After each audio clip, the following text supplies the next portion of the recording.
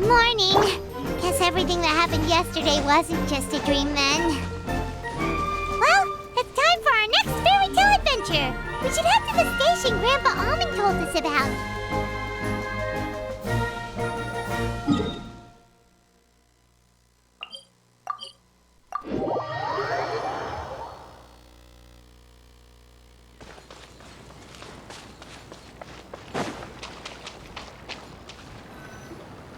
Get up, said Jewel. Time to get to work, you lazy bones. I can't remember how to call the train. Just let me sleep a little longer, then I'm sure I'll remember. Don't try to pull one over on me, young man. Your fading disorder has been cured. I saw you chugging cup after cup of magic tonic in the tavern last night. You must be mistaken, Grandpa Almond. That guy definitely wasn't me. Oh, you remember my name now, do you? Then it seems like you're all better. You had no idea who I was when you were fading. Now, enough of your nonsense. Get up. The fairy and her friends are going to be here any second. All right, I'm up. The Maritime Express should be here soon. That's more like it. Lie there any longer and you'll start gathering dust. Is everything okay? The hero, her pixie companion, and the forest fairy. I didn't know you were already here. Oh, merciful macadamias. I'm sorry you had to see that. Oh, it's all right. Paimon knows the feeling. Who doesn't want to sleep in first thing in the morning? Does the Maritime Express run out of Constellation Metropole? Yes, each train needs a conductor to operate, and the conductors are always from the capital. The more difficult maneuvers are a little too complicated when you're made of paper. Oh, so you mean the people of Constellation Metropole aren't origami animals like you? Well, the city welcomes visitors from all over the world, so you're bound to run into some forest dwellers there. But yes, generally speaking, the residents of Constellation Metropole look quite different from us. You'll see for yourself soon enough. Here comes the train.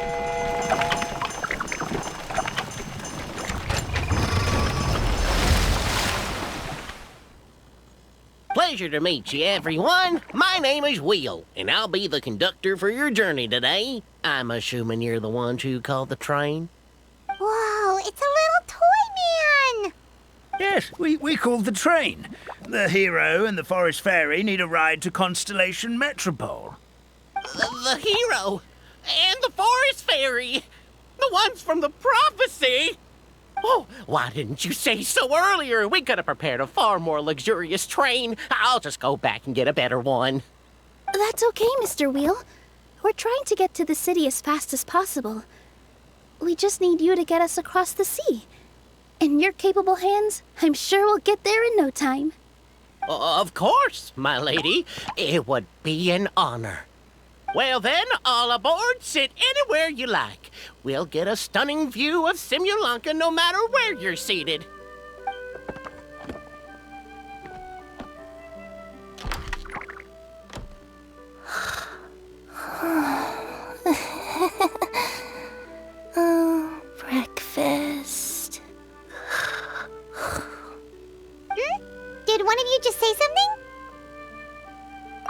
wasn't me either.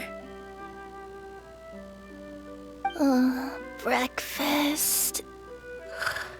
Oh, come back.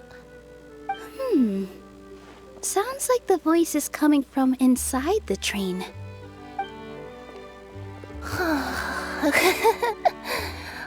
Fish. Chicken drumsticks. Oh, gotcha.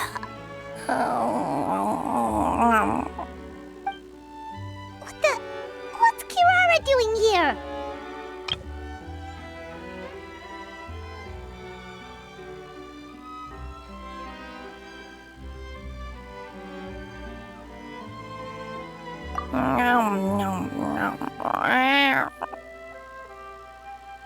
Is she a friend of yours? Oh, let Paimon introduce you. This is Kirara. She's... Oh, wait. Actually, maybe we should wake her up first. So noisy. Is it morning already? Oh, morning. Huh? Traveler! Paimon! It's you? Which means... Oh, thank goodness. It was all a dream after all. Oh, gotta hand it to my imagination. It all felt super real. There were these toy people, but they were alive and they could talk. Madam, sleeping overnight in the train car is prohibited.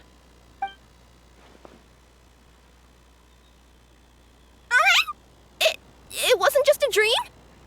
It's all right, Kirara. Apparently we're in a world called Simulanka. We got here yesterday, too. Simulanka? So, that's what it's called. I spent all day yesterday wandering around this one city. The toy people called it Constellation Metropole. I was trying to find a way to get back home. I was seriously starting to think I'd gotten on the bad side of some great yokai and gotten swallowed whole. I take it you're Inazuman then, Miss Kirara? She sure is.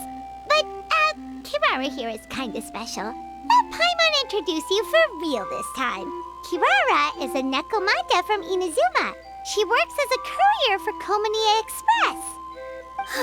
Nice to meet you. I'm Nilu, a member of Zubair Theater. You can usually find us performing in Sumeru City's Grand Bazaar. Right now, though, I suppose I should introduce myself as the Fairy of the Forest of Blessings. Oh, you're Nilu! I've heard a lot about you from my deliveries in Sumeru. I even saw one of your performances back in the day. You're an amazing dancer. But, did you say you were a forest fairy? Oh, yeah, that's her new identity here in Simulanka. Oh, speaking of new identities, looks like you got a new outfit yourself, Kirara. Yeah, I know. It confused the heck out of me yesterday. I just woke up in a set of brand new clothes I'd never seen before. That must mean you have a big part to play here, too.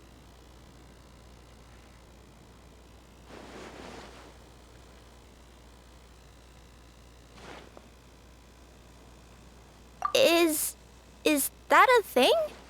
I guess I am wearing a pair of boots, but still. Did you by any chance hear a voice speaking to you before you got here, Miss Kirara? A voice...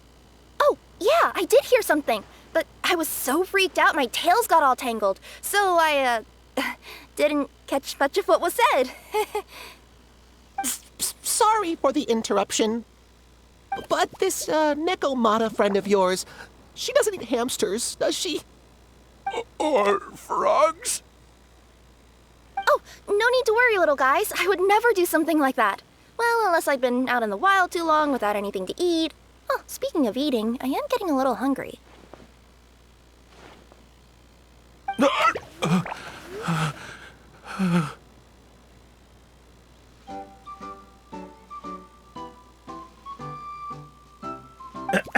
Where are your manners, everyone? This young lady is a trusted friend of our esteemed hero. Now, I know a fear of felines is etched into us with ink, but I'm certain Miss Necomata in boots here means us no harm. It sure looks like you're keeping your distance, though, Grandpa Almond. You will have nothing to fear, I promise. I met some origami animals in Constellation Metropole yesterday, and I even made sure to retract my claws so I didn't hurt them by accident. Plus, you all look just about as tasty as the cardboard boxes I deliver. Not that I tried to eat you even if you did look tasty. Promise. Please excuse us, Mom. It's just an unconscious reaction. Dear passengers, it's almost time for us to depart. Oh, yeah, that. Whoops. This turned into a pretty long conversation, didn't it? All right, let's get on the train. You coming with us, Kirara? Mm-hmm. I'll ride with you to the next stop. There's a place near the Metropole that caught my eye yesterday, so I want to go explore it today. Then all that remains for me to say is, on behalf of the Forest of Blessings, thank you once again for all you've done for us. May the Goddess of Fate be with you and bless your journey, Madam Fairy, Miss Necomata in boots, and our brave heroes. Please do visit us in the Forest of Blessings again, once peace has returned to this land. We will. We'll definitely meet again. Take care, Grandpa Almond.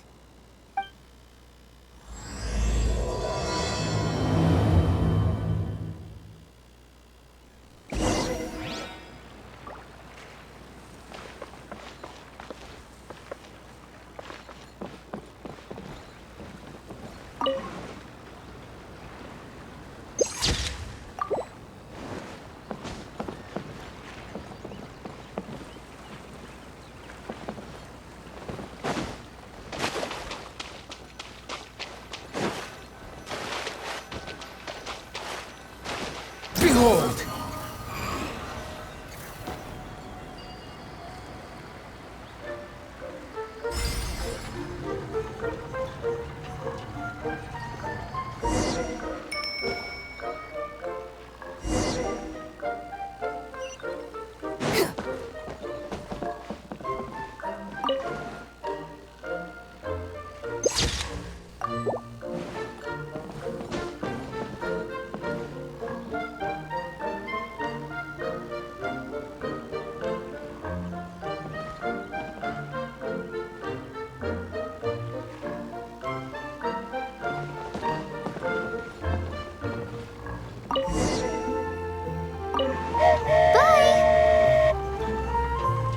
Have a safe trip! Wow, a train ride over the sea? What an incredible view! Please keep your head and arms inside the train at all times. We don't want anyone falling into the sea.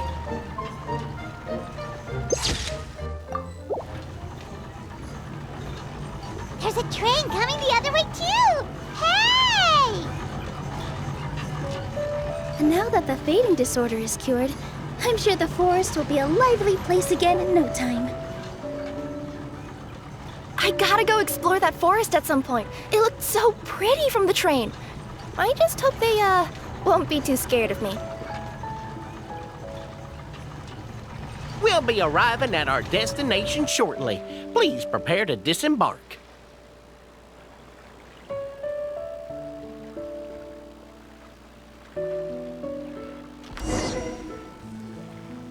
Here we are! Constellation Metropole is right over there. It's a short walk from here to the Gear Sky Ladder, which will take you right to Metropole Square. And thank you again for choosing Maritime Express. Great! And thanks to you for a smooth and pleasant journey, Mr. Wheel. The train cars were comfortable and spacious, and I had a great night's sleep. I'll definitely be back. As you wish, ma'am.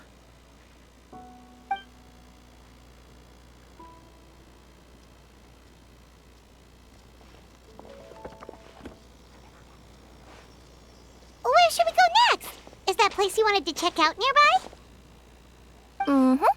I took a walk around yesterday, and it felt like there was something weird about it. So, I think I'll indulge my curiosity and go investigate. Want us to come with you? It's okay. You guys go ahead and visit the Metropole for now. Hopefully, that's where you'll be able to find out some more about this world. I pretty much explored the whole place from the rooftops yesterday, but for some reason, this is the place that caught my attention. You know what I mean, right? Like when you get a stone stuck in your claw or something, it keeps nagging at you to dig it out, but you can't focus on anything else until you do. Don't worry, if you run into any trouble, I'll be there faster than you can say gold-level courier of the Comania Express. Okay, fair enough. We'll head to the Metropole then. Guess this is where we say bye for now. Mm-hmm.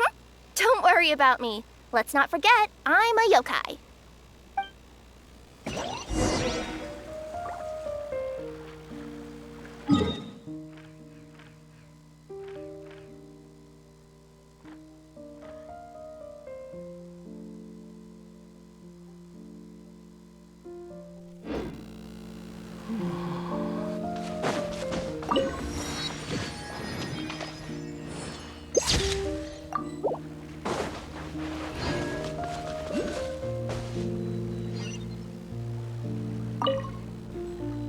Hey, are you guys already finished with everything in the Metropole? No need to prioritize me. There's just this place I really want to go check out. Feel free to get back to me once you've got everything sorted out.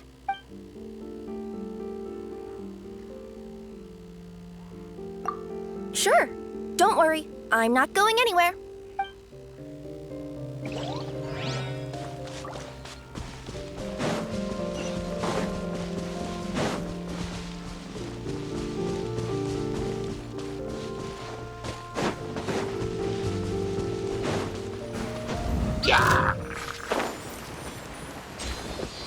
Squall and Fury!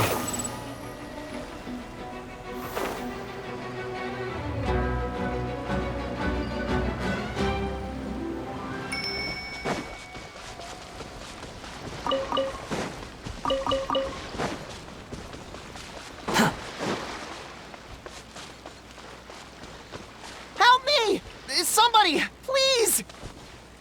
Over there! Somebody needs our help!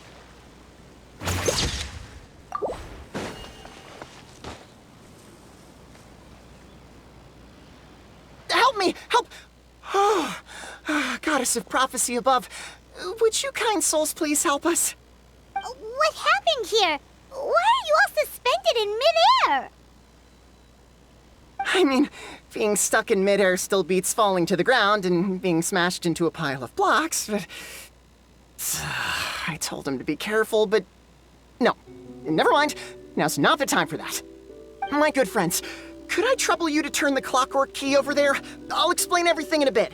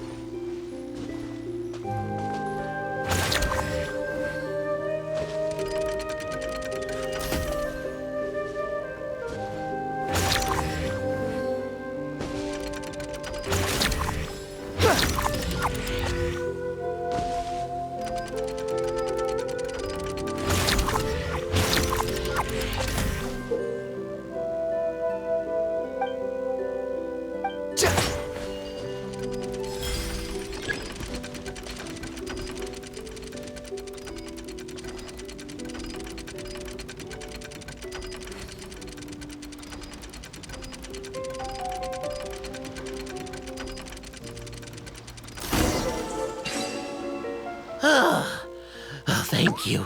Oh, thank you. What happened there? It almost seemed like we turned back time. I take it this is your first time witnessing the power of the Goddess of Prophecy, then? If so, I can see why you might think that.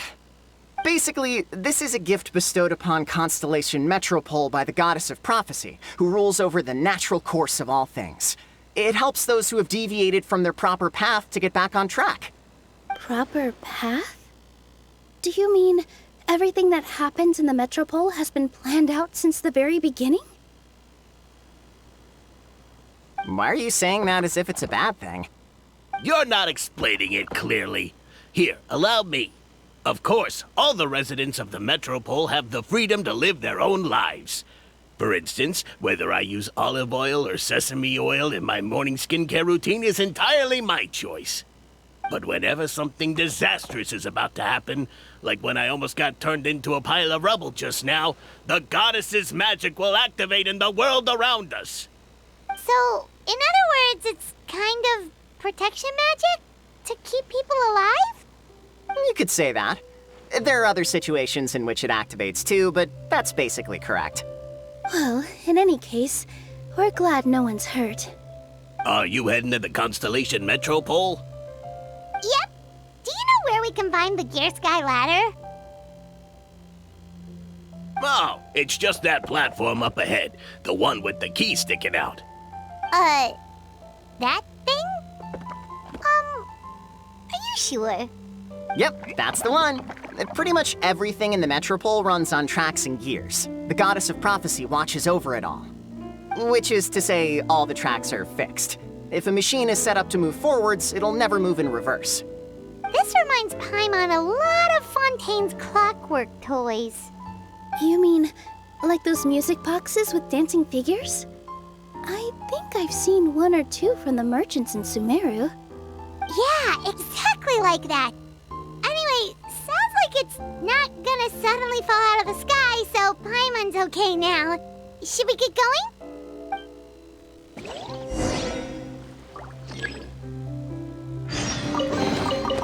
Unnecessary.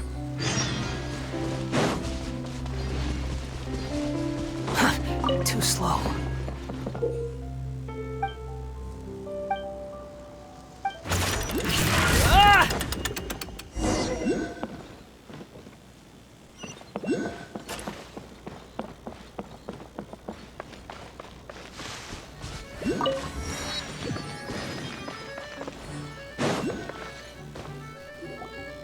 Whoa, what a bustling city! This place is fit for a king! Our next step is to get to the top of the Metropole and ask the goddess of prophecy for guidance. If there is a king in that castle, I sure hope he won't get mad at us for trespassing.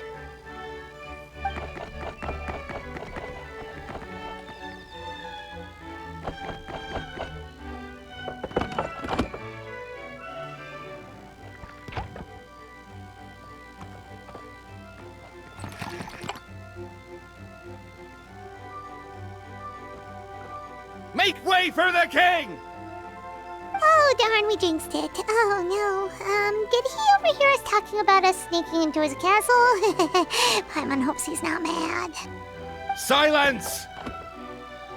The one who shall soon stand before you is the ruler of Constellation Metropole, the one who descended after a meteor shower, and the protector of order and all the stars in the sky.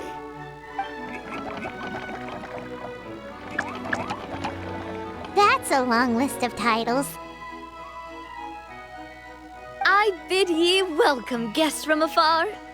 Long have I heard of your grand deeds. O fairy, who restored the lifeblood of the forest. O hero, who... huh? Navia! Hold your foul tongue! How dare you utter Her Majesty's name? Nice one, partner. Spectacular improvisation skills. I'd expect no less from you. All right. You can relax now. Allow me to make some introductions. This is the Traveler and her trusty companion, Paimon. You are personal friends with Her Majesty the King? Please, forgive our grievous mistake. We had no idea. All right. The welcome ceremony is over. Everyone back to your stations. I will personally treat our guests to some royal hospitality. Yes, Your Majesty.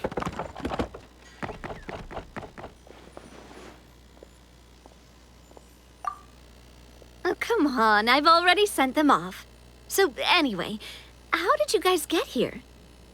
We were gonna ask you the Are you already king of this nation? And where did you get a crown? Oh, wait, don't say it. You just woke up like this, right? Sounds like you've answered your own question. But before I woke up, I heard a voice say to me, "You are the king of Constellation Metropole. Now go forth and save your city." A similar thing happened to me. Oh, yeah, sorry. You must be the fairy of the Forest of Blessings, right? Mm-hmm. This is Nilu, a friend that we made during our time in Sumeru. Nice to meet you, Miss Nilu. I'm Navia, the president of Spina di Rosula. If you ever get the chance to go to Fontaine, make sure you come and visit me. I'm based in Poisson. Seems like you're taking this all in stride. Aren't you nervous about getting stuck here and never being able to get back home? Why would I be worried about that? We've faced much bigger problems than this before, and we always pull through. This should be a piece of cake. Besides, life's always full of surprises. You gotta learn to just enjoy it. That sounds like a great outlook on life. You have a very optimistic spirit. Thanks, I'll take that. Honestly, though, it also puts me at ease to find out that you guys are the fairy and heroes that I've been hearing about in this prophecy. We're kind of veterans at dealing with prophecies by now, aren't we? About that, has anything bad happened in the Metropole? We heard about an evil dragon. Did it make a mess here too? It sure did. Apparently, for whatever reason, he went for the stars above the city recently. Literally just flew up and started snatching them out of the sky. Luckily, the guards responded quickly and stopped the dragon from taking them back to his lair. Unfortunately, though, he dropped them before he flew off. Now they're scattered all around the Metropole. I've been out trying to retrieve them, but I only managed to get one of them before you showed up. Oh, I didn't ask yet. What brings you to the Metropole anyway? Oh, Paimon can explain.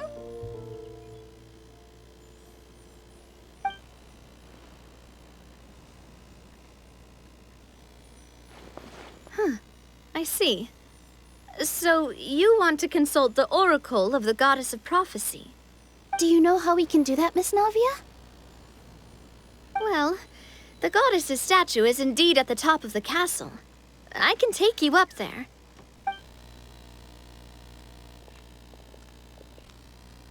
However, I've heard from the citizens here that the goddess hasn't given out any new revelations in a very long time. Really? But Grandpa Almond told us that he received his prophecy from the goddess. Oh, that's probably because the prophecy about the hero of Simulanka has been around for a very long time. But recently, people realized that the goddess didn't reveal anything about what's supposed to happen after peace has been restored. Okay. Still, can't hurt to try your luck. And maybe you can help me get rid of the invaders while we're at it. Invaders? So the dragon's not your only problem? Right. The forest isn't the only place where strange things have been happening to the residents. Have you come across the gift from the Goddess of Prophecy yet? You mean the protection magic that stops them from coming to harm? We saw it in action. Yep, that's the one. Over the past little while, this magic has been triggering far more frequently. We don't know if it's simply because the Metropole has grown a lot more dangerous, or if there's a deeper reason behind it. Some residents find themselves getting stuck in a place and unable to move. Others start repeating the same thing over and over again, like they're trapped in some kind of loop.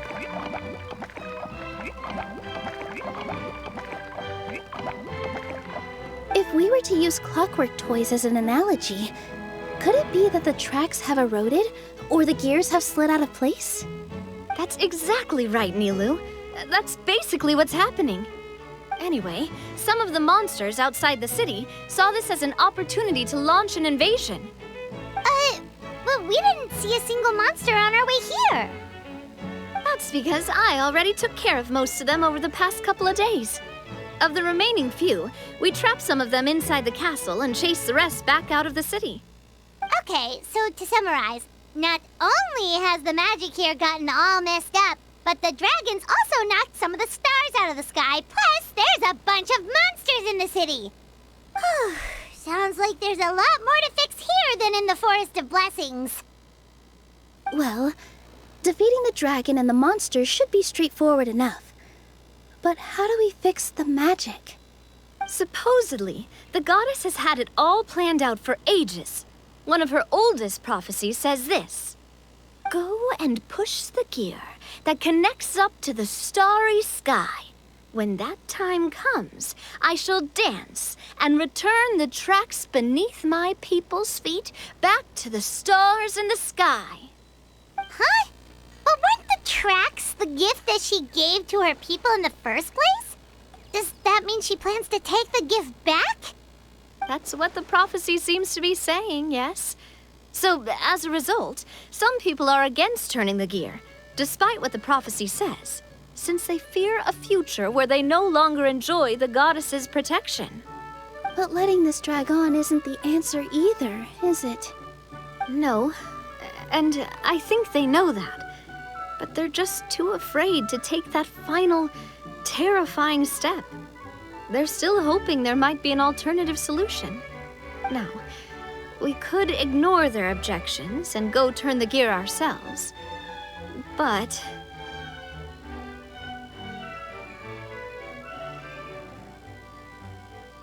Exactly. You know me well. And that's why you're my partner. I want to get as many people on my side as possible. At the end of the day, this is their city, and they should have the right to decide its future. Ooh, spoken like a true wise king, Navia. I am the boss of Spina di Rosula, after all. This may be my first time as a king, but there are a few similarities between the two roles.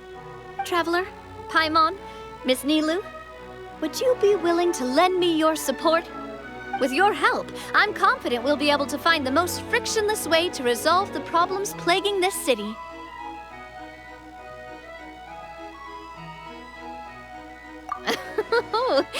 Not gonna lie, Your Majesty is definitely growing on me. Seriously, like we'd ever say no. We're your friends! No need to ask us so formally in the future. I'm happy to help too. This is a beautiful city, and just like the Forest of Blessings, I would love to see it return to normal as soon as possible. Ah, great! As the King of Constellation Metropole, I extend to you my gratitude. All right, everyone, follow me. I'll show you the way to the goddess statue at the top of the Metropole. And stay close. You don't want to get lost in my castle. It's huge.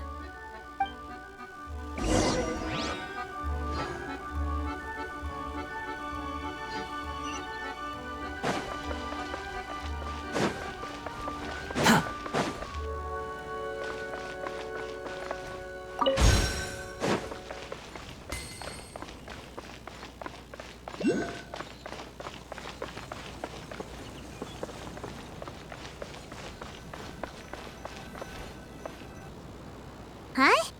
What's this? Wait. This looks like the star I found earlier. I told the guards to place it near the goddess statue. Maybe they ran into some trouble up there. Guess we'd better hurry.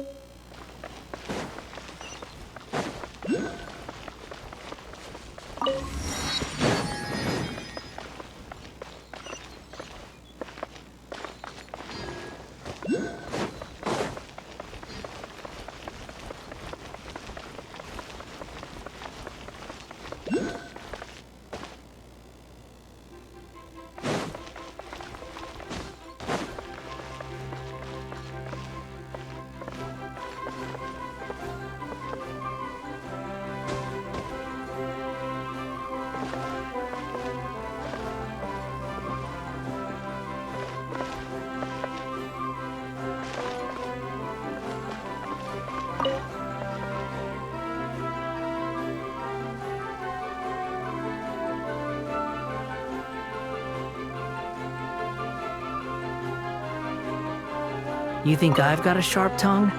I just tell it like it is. If someone can't handle it, maybe that's their problem.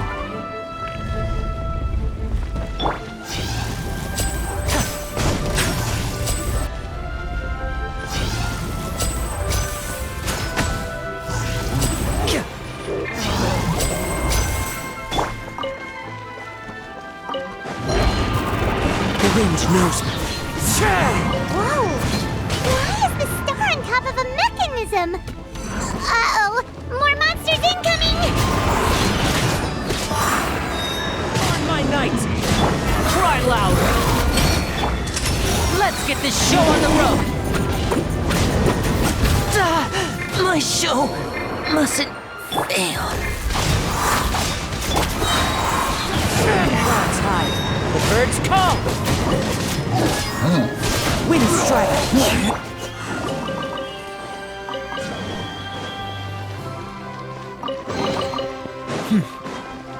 There's quality here.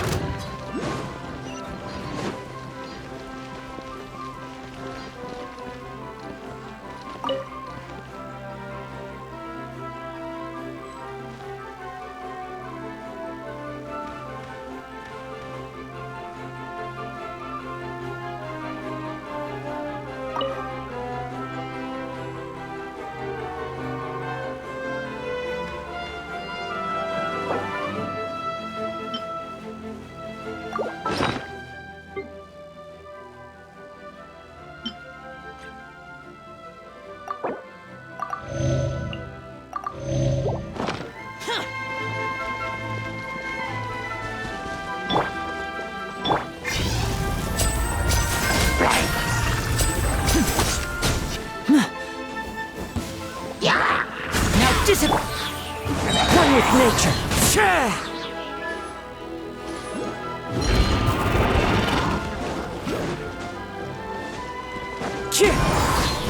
As one with wind and cloud.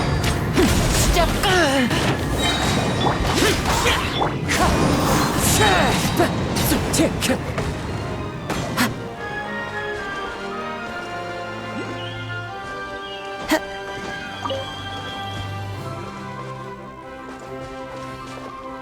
Time to go.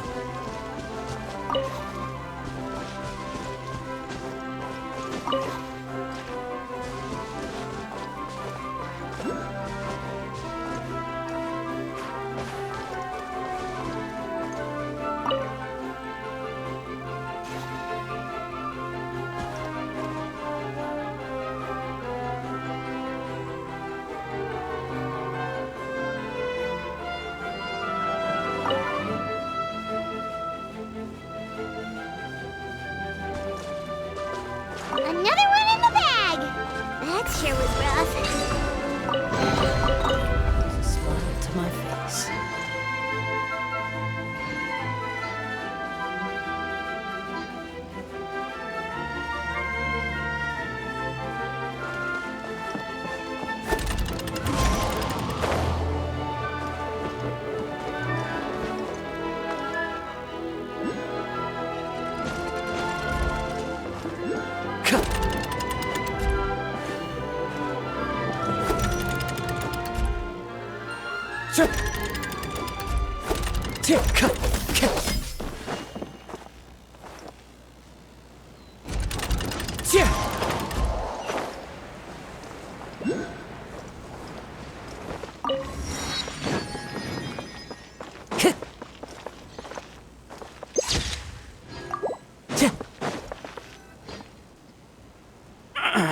Drat!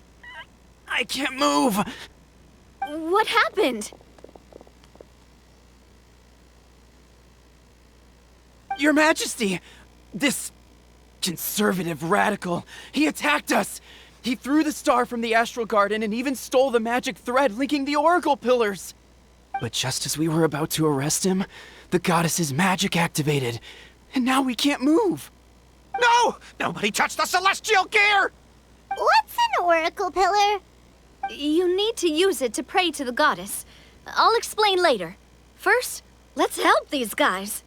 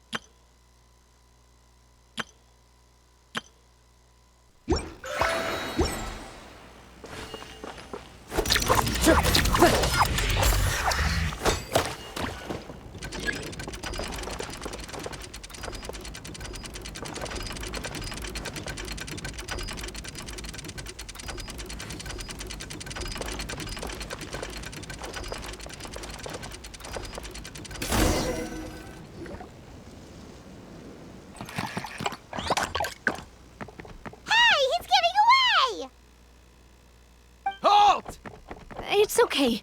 Let him go. But, Your Majesty! Even if we catch up to him now, we won't be able to change his mind, much less quell the fear that many others like him are feeling. All it would do is turn him further against us. Understood, Your Majesty. Also, this is the magic thread he was holding from the Oracle Pillars. Your Majesty, what should we... Please give that to the traveler over there. I believe they have some questions for the goddess. Yes, Your Majesty.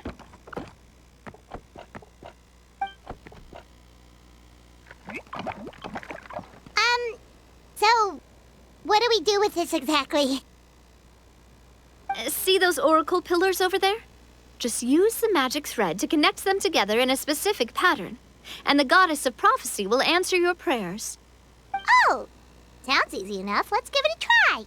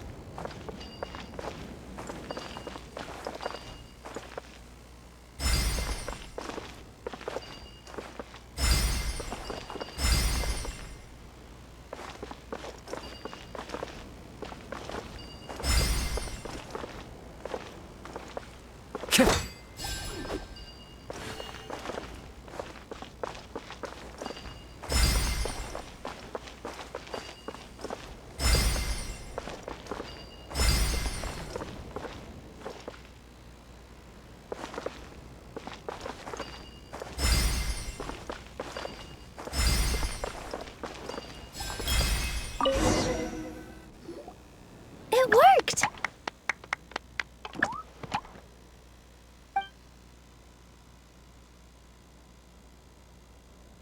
To which course of fate do you seek answers, my child of Simulanka?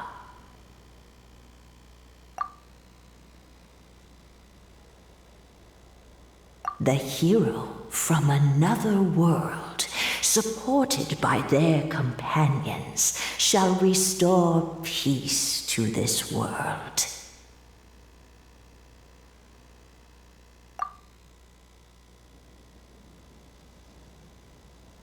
Go and push the gear that connects up to the starry sky. When that time comes, I shall dance and return the tracks beneath my people's feet back to the stars in the sky. So, Miss Navia was right. The goddess of prophecy didn't tell us anything about the future. Fair enough. Guess we'll just have to play it by ear. Then first, we have to restore the sky back to its original state by putting the stars back in their positions. But it looks like we haven't recovered all the lost stars yet. Well, at least we know what we're looking for now. We just need to keep going. That said, the Metropole is huge. Where do we even start? Oh, that's the easy part. I already compiled a list of the lost stars' locations based on eyewitness reports from across the city. Here you go. They should all be marked. Would you mind going around and fetching them for me? I have a few other things to take care of. You got it. We'll be back in no time. Oh, awesome. In that case, meet me back here once you've found them all.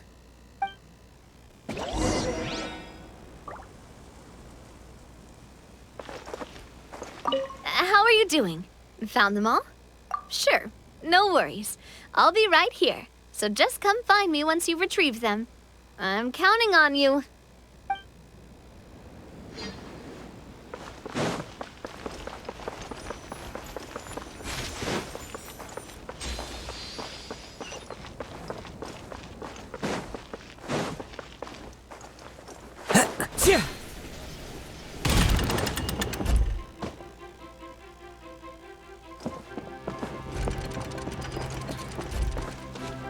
Time to go. The wind rises.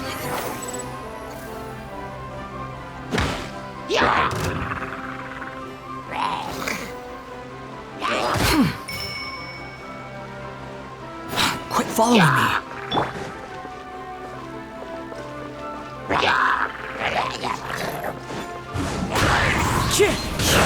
And look! Boring!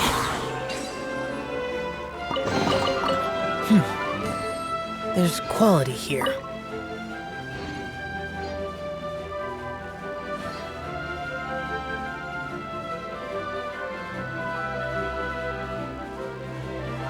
Feels like they really didn't want to give that to us.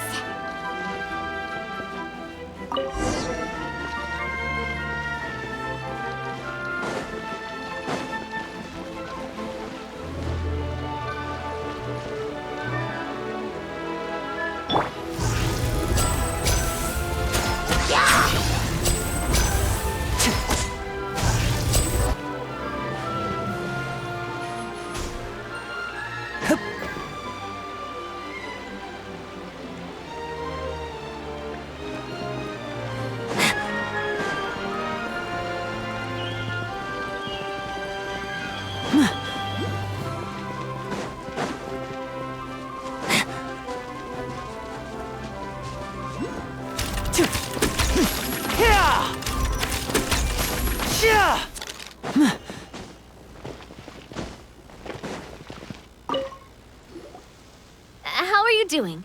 Found them all?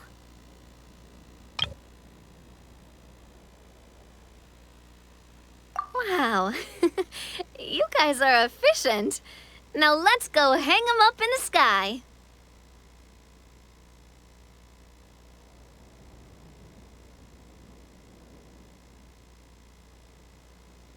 In the sky? How do we get up there? Oh, I got us covered. We will, of course, be taking the Aerial Express. Is that a flying train? Hey, you already took a train that runs on water. Is a flying train really that much weirder? Well, at least the Maritime Express still runs on a track. Oh, come on, don't worry about it. This train has been blessed by the goddess of prophecy. Its whole purpose is to protect the Metropole's skies. It took me a lot of effort to find it, you know. I don't think anyone's used it in, like, 100 years. 100 years? Are you sure it's safe? Let's not forget that the goddess of prophecy's magic has been going haywire recently. Well, it's not like we have any other options. Unless you want to do the honors, Paimon. Fancy flying up there on your own? No, thank you. It's way too high up. Oh, wait, Nilu. You've got a feel for how magic works here. Can you do your thing and sense if this train is a real deal? I can try. Yes, I can sense traces of magic, but it's different from the kind I felt in the forest, so I don't know. Okay, fine. Guess there's only one way to find out. That's the spirit. I'll come with you. Miss Nilu, will you be joining us? I think I'll stay behind. That way, if something does go wrong, you'll have someone on the ground to get you some help. That makes sense. If the train does break down, you can make us a giant origami crane to come bail us out. Or if a crane's too difficult, a finch could work.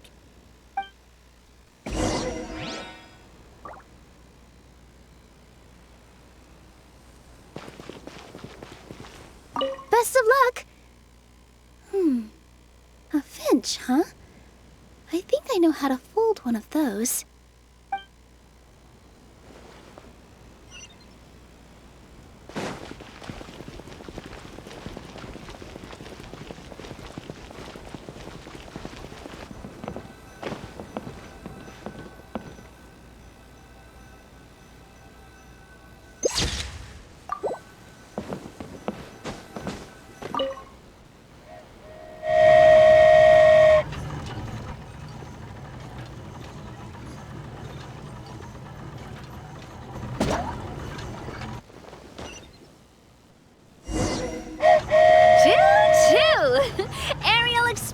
Moving out.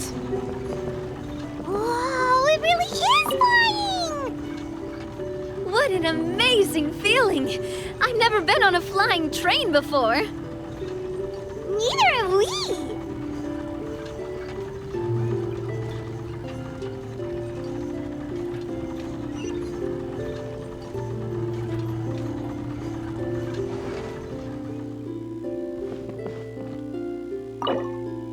That should do it. On to the next location.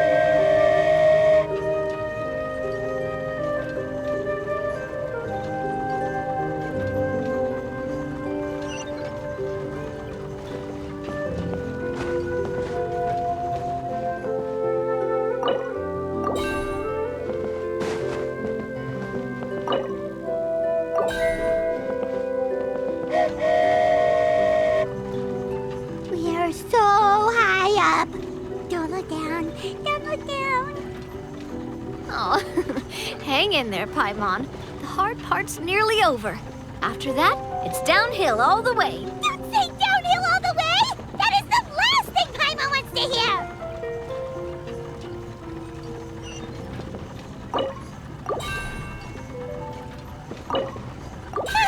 We're finally done! Okay, let's get back down while this train is still working!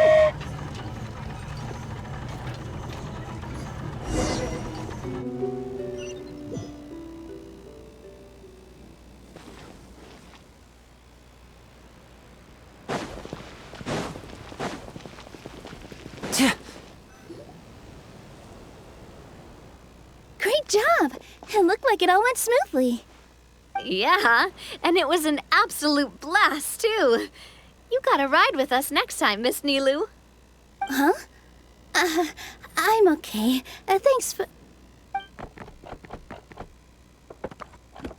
Halt! What do you think you're doing? Get out of my way! What's going on? Your Majesty, there! Let us through! Stay back! It's okay.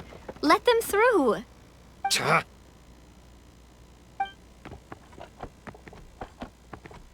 Your Majesty, could we please ask you not to turn the gear that connects up to the sky? And why is that? As you have seen, the goddess's gift is very important to us. It keeps us from harm and protects our very lives. Some of us, we just aren't ready to lose that protection. I see. I understand. Huh? Your Majesty, do you mean... I won't turn that gear. Not until you're ready. What? I've said before that the Metropole belongs to the people, and they should have the right to decide its future. But let me ask you this. How do you plan to solve the issues we are currently facing? Well, we'll start by rescuing the people that have gotten stuck. And then we'll find a way to figure out the true cause of this crisis. And have you made any headway on that? The true cause, I mean. Unfortunately not. Hey, you little... I'm sorry, my friend, but it's the truth. You have friends and family that have been affected, don't you? That have gotten stuck? Duh. I understand your concerns. But if we let this drag on for much longer, the situation may well get worse. More and more people will be frozen by the goddess's magic. Yes, but if we turn that gear now, all the tracks in this city will disappear. I know this is a hard decision to make. But have you ever thought about why the goddess might have made things this way in the first place? Huh? Why do you think she might decide to take back her gift and stop revealing further prophecies about the future? Are you saying she has abandoned us? No. Quite the opposite, in fact. What do you mean? The goddess dearly loves this world and all the people of Simulanka. And because she loves you so much, she wants you to be able to choose your own path. Every parent hopes their child will have a happy and carefree life. But if they're overprotective, then all they'll manage to do is keep their child trapped. If a mother bird lets her baby ride on her wings for too long, her child will never learn how to fly. Perhaps the goddess of prophecy has always known that one day she'll have to let go. Children can only become independent if they're allowed to form their own opinions, make their own decisions, and deal with the consequences on their own. Only then will they be able to continue their journey alone, even after their parents are gone. But we've relied on the goddess's protection for so long. We don't know what it's like to go it alone. We don't know if we have what it takes. Are you kidding me? I think you've proven yourselves more than capable of that. What do you mean? You made a call in a time of crisis, and you've come all this way to talk to me. Even the guards couldn't stop you. That must have taken a lot of courage. But we only did it because we were scared. Why you set out on the journey doesn't matter. What matters is that you've proven you can choose your own path. My friend, I fear our king is right. It is time for us to face our fears. What? But we... We can't go on living like this. Living in fear. Look at what it's driven you to do. You threw away a star personally created by the goddess of prophecy herself. You once revered her more than any of us. And I think the king is right.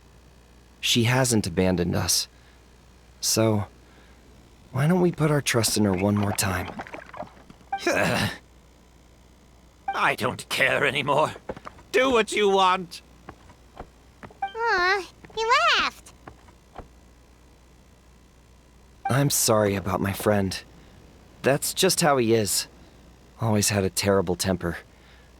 Please accept my apology for his impudent behavior. Is it just me, or has he accepted the goddess's prophecy? I think so. Not that you'll ever hear him admit it out loud. Your Majesty, please turn the gear that connects up to the sky. So, you've made up your mind? About giving up the goddess's gift? Yes, I've made up my mind. But maybe losing the gift isn't what this is about anymore. Because we've gained something too. You have given us courage. Well said. I am proud of your decision. Now, gather around, everyone, and join me as we make the night sky of this wonderful city turn once more.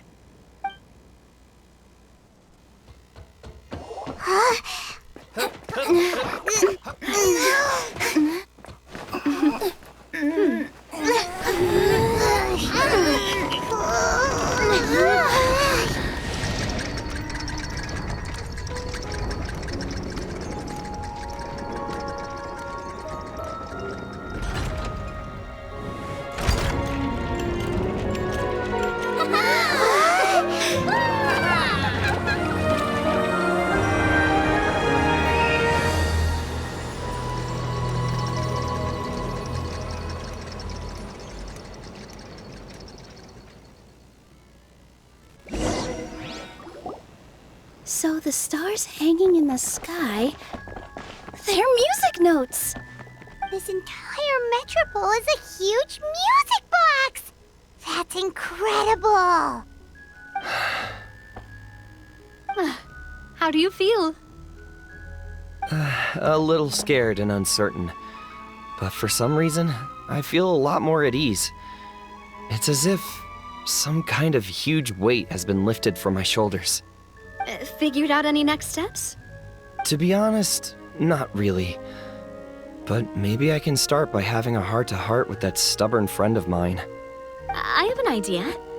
If you don't know what to do, why don't you start by helping the people around you?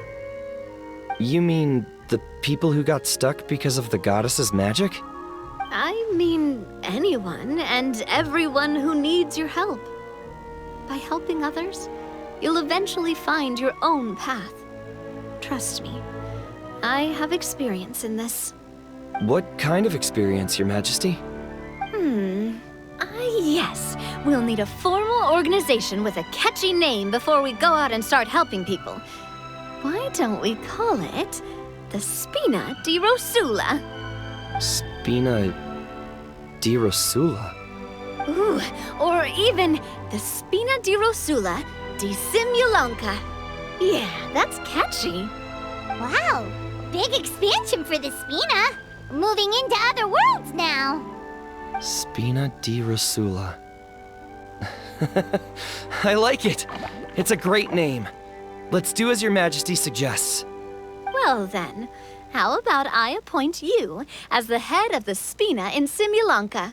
While I'm off fighting the dragon with the other heroes, it'll be your responsibility to work with the guards and take good care of the people in the metropole. What? You're planning on fighting the dragon?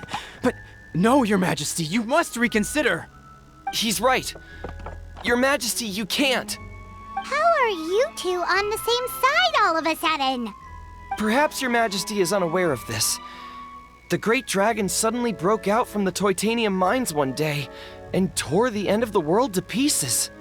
After that, it spat out a strange fog that surrounded a whole island. No one knows what lies beyond the fog, and no one knows what has become of that poor island. Before Your Majesty arrived, we dispatched many soldiers to fight the dragon, but none came back alive. Yikes. Sounds worse than we thought. Isn't that all the more reason for us to go? There could still be guards trapped there, waiting for someone to rescue them. King Navia is right. We cannot simply stand by and watch as the people of this world suffer. Very well. Though I have not served by your side for very long, Your Majesty, 2 days is enough for me to have learned that once your mind is set, any attempts to change it are futile. You're a pretty good judge of character. He probably didn't mean that as a compliment. Since you're serious about this, I won't try and stop you. There's only one way to reach the end of the world, and that's by taking the Maritime Express. Oh, right! So there's a line going there too? Yes. It was originally built to serve the workers commuting to the Titanium mines, but it has been abandoned since the dragon attack. I'll tell the conductor to wait for you at the platform by the side gate to the Metropole first thing tomorrow morning. You're embarking on an extremely dangerous adventure. Please be careful, Your Majesty and friends. Oh, thank you for your concern.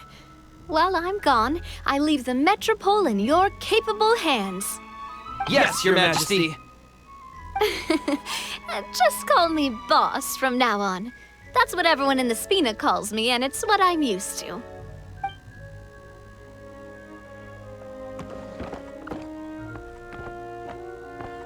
So, the plan for tomorrow is journey across the ocean, make it to the end of the world, and defeat a dragon. Whew, that's an adventure and a half. Do all storybook heroes have to work this hard? At least we'll get to see some amazing scenery along the way, right? Besides, we'll have each other. It'll be a shared experience that we'll never forget. Plus, we're pretty well equipped for a classic heroes versus dragon story. We got Miss Nilu as our magic caster, and Guess I'm the melee warrior who leads the charge? Paimon can definitely see that. Anyway, those are tomorrow's problems. Right now, all Paimon wants is to eat a proper meal because worst case scenario, if Paimon ends up getting eaten by a dragon, she wants to do it on a full stomach. And something about the end of the world doesn't sound like a great place for food options. Well, the origami animals in the forest only drink magic tonic. What do the toy people here in Constellation Metropole eat? Vegetable oil and sawdust, I think. No!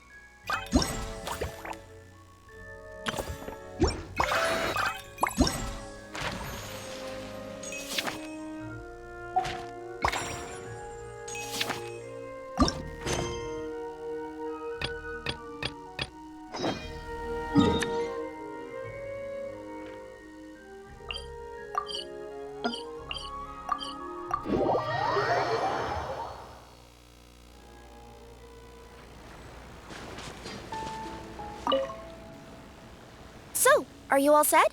Ready to start investigating? Great! Let's go!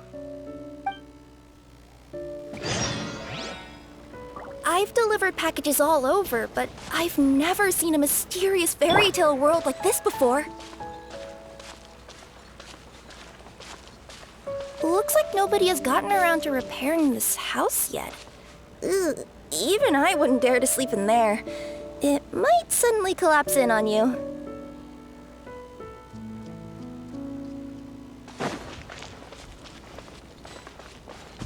Nothing to see here either.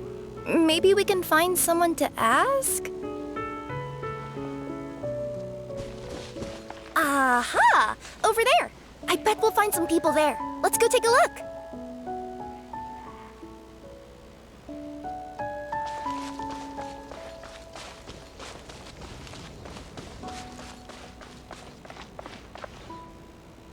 Uh-huh. I was sure there'd be people here. There once was a goddess who ruled over fate.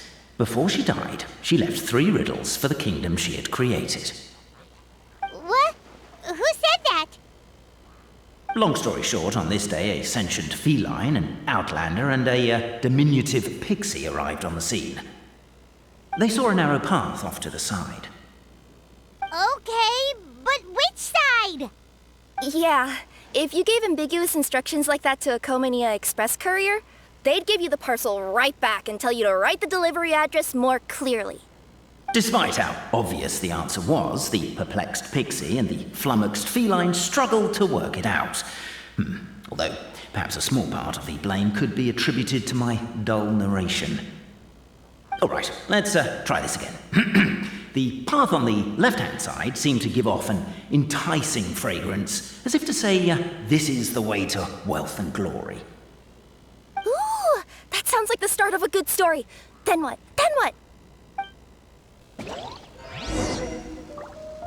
At the end of the path, the motley crew would soon spot a secret stone room. A prophecy had once foretold of a Marquis who shall one day venture inside, and thus it is named the Future Marquis Abode-to-Be. You like it? The Future Marquis Abode-to-Be? Got a nice ring. Are you sure you don't want to hear the rest? What's going on? Oh, hear me out, all right? I'm sorry for resorting to extreme measures, but I'm trying to help here. Don't worry, the fencing will disappear as soon as I'm done talking. So are you some sort of fence-spawning yokai?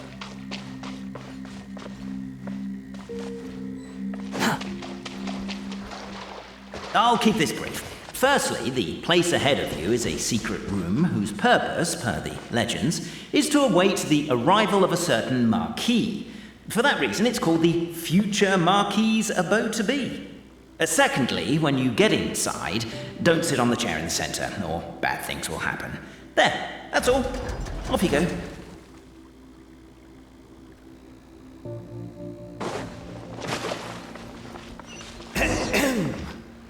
So many summers, winters, springs, and falls, and now at last a hero hither strides.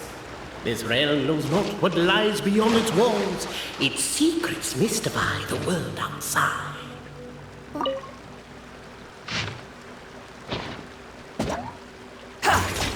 Captivated by the epic poetry and enthralled by the outstanding storytelling, the Outlanders knew what their next. As golden sunlight fills the firmament, the tabletop engrosses your attent. Perchance peruse these pages thence.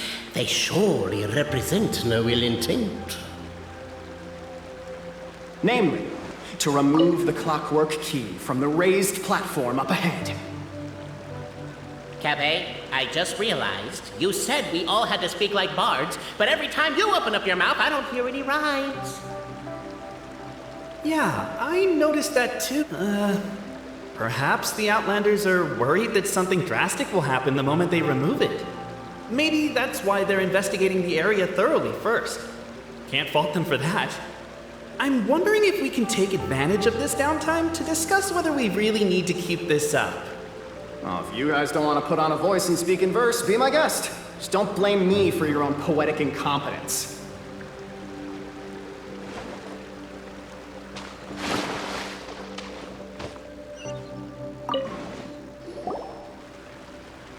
Stop the poem. We have a situation. Something's up with this person. Traveler? Are you all right?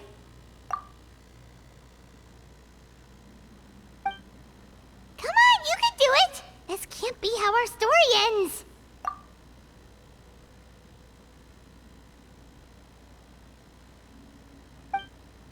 Can I give you a hand or a tail, even?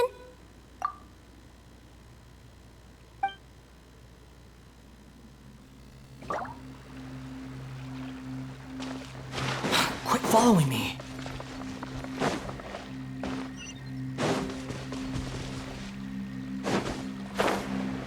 Strong as stone, firm as steel, the Outlander pulls, but it does not yield. This has happened many times before, but this time is different. A thought enters the Outlander's mind. The attack now over! Only one final step remains. Now it is the time. But alas, as was the case for all those who had come before, the key still did not move an inch. Wait, what? They got it out? Yes! Finally! Come on, move your butts! And your legs, assuming they're still in working order. It's showtime! No hard feelings about your lack of poetic contributions? Oh, let it go!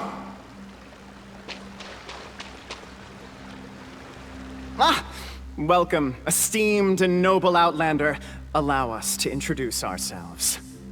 We represent the 3 great clans of this realm, having been selected as its authorized historical supervisors. Our purpose being to await the arrival of one such as yourselves, who shall remove the clockwork key. My name is... You're Cape, he's Albizzi, and that's Boborano, right? You've done so much talking that we can already tell you apart by your voices. Aren't we missing someone, though? The guy who led us here to begin with? Who? And thus was born the long-awaited fellowship, destined to uncover the truth of the past. Allow me to quote, if I may, in the history of Constellation Metropole, a new page has begun. Him. Well, there's no fourth person, so which of you is the ventriloquist? Come on, out with it. We've never heard that voice before, but he sounds like he'd be good at reading bedtime stories to children. Well, whoever it is, I don't know and I don't care. Forget about him. We have far more important things to focus on, like where our journey goes from here. That key you hold is the pivot point about which the past and present of the Metropole revolve. However, between our 3 clans, there is some dispute over the historical record. Each clan has its own version of history. detailing the clan's origins and the tale of the Dragon of Old. And unfortunately, we don't know which one is the truth. Dragon? You mean the one that's been acting up recently? Oh, no, not that one, you adorable little pixie. When I say Dragon of Old... He means a dragon that would be really, really old if it was still with us today, but it was defeated in ancient times. The new one has nothing to do with our clan history. Was that supposed to be a joke? Anyway, so you've been waiting for someone to remove the key so you can finally explore the truth of the past? Not just explore it, but argue incessantly about it. Honestly, I don't care that much. Cape's the one who's always bothering us about it. What we need to figure out is who resolved the dragon crisis. We have to know that before we can decide which is the supreme clan. The moment you removed the key from where it was lodged, you became the honorary Marquis. We humbly beseech you, noble Outlander. Noble Traveler Marquis, we ask you to help us. You and your talking Puss in Boots and the pale floating pixie. Puss in Boots? Are you serious? It's better than demon feline, but still. Embrace it, my friend, embrace it. Most cats don't wear boots or speak, do they? I'm not even a cat, I'm a Nekomata. Now that you know the word, I expect you to use it. Please allow me to lead you all to a sacred memorial site. It will be much easier to explain what needs to be done once we are there.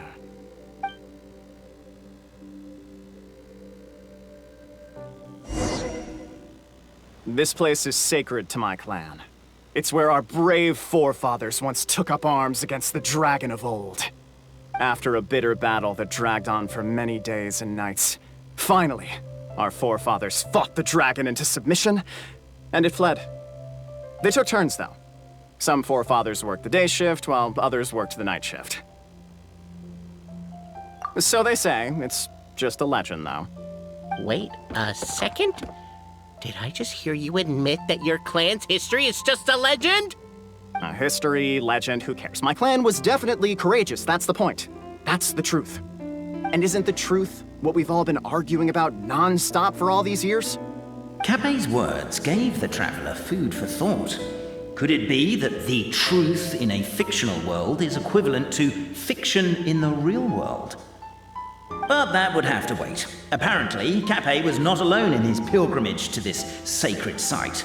Unwanted company had arrived. The traveler and the talking cat, Nekomata, decided to teach them some manners.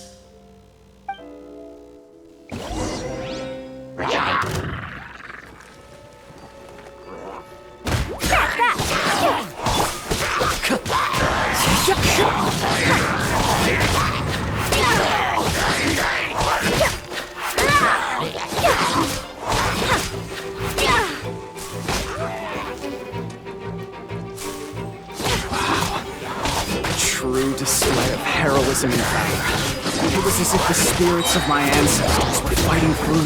Here's a thought. Could be wrong, but maybe the Traveler Marquis is a lot more powerful than your ancestors. Well, technically, by saying that, aren't you implicitly acknowledging your martial prowess and show of courage are a more vivid reenactment of my ancestors' feats that suit the modern aesthetic. Now, let's get down to business. As we all know, time is but an illusion. Time may flow line by line, page by page, or frame by frame, but usually it flows in the form of springs and gears. And that clockwork key you have in your hand can turn back time and make the past reappear. Well, actually, my view is that the illusion of time is more of a problem of consciousness. Gears power the body, while the body is the vessel of the conscious mind. But the mind cannot understand the dimension of time, so we experience instead an endless continuum of moments as the pinion of now turns along the rack of ages. I'm getting flashbacks to when I was delivering packages to the Sumeru Academia. A teacher once asked Albizzi, what his greatest fear was, and he replied, dragons. Boborano was asked the same question. He replied, time, and repeated the argument we just heard. The teacher then turned to Cape and posed the same question. He replied, Boborano.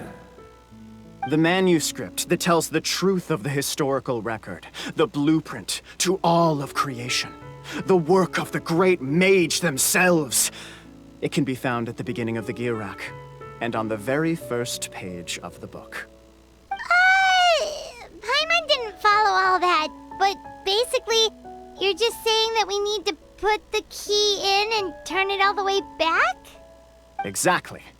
It is said that in the beginning, the goddess of creation took the goddess of fate's manuscript as a blueprint, placed it under the goddess of prophecy's starry realm, and generated the world from a few magic arrays. So in a few moments, when the great clockwork key turns the local time here back to the very beginning, we will restore the magic arrays back to their original configurations. Hold on, isn't stealing part of the blueprint of creation a little dangerous? Also, how are we supposed to know the original configurations of the magic arrays? Well, the general shapes of the configurations have been passed down over the ages. They now form the family crests of each of our clans. So you'll just need to reference my family crest and join the dots accordingly.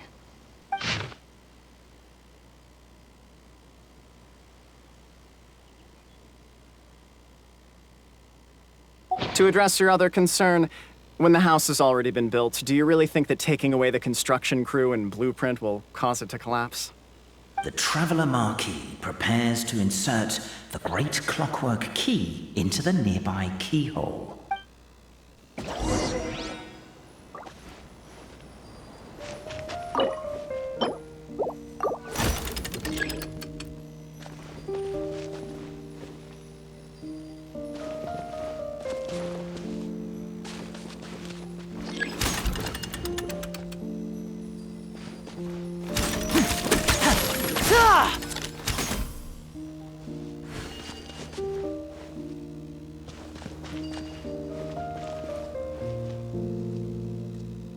I guess we should start here?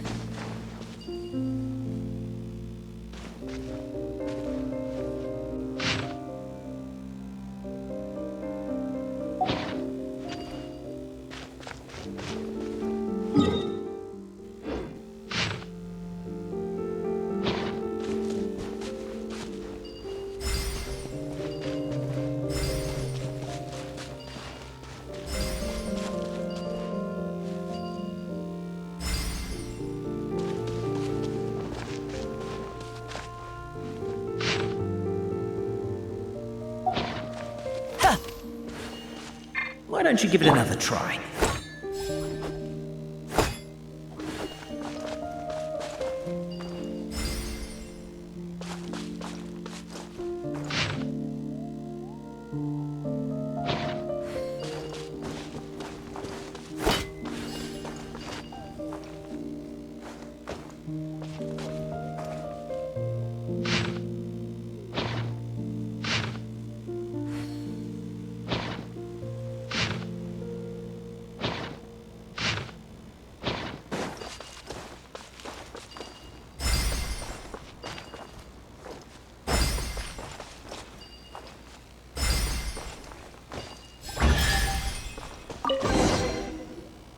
Behold, the sacred writings that record the truth of...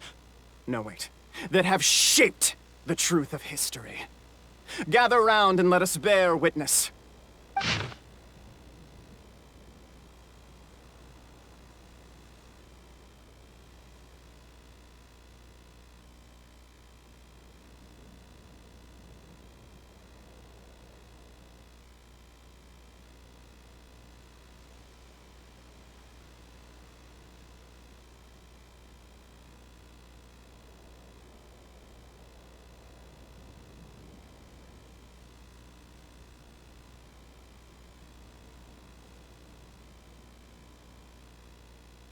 Feast your eyes, rejoice, and cheer, for this is the unquestionable truth.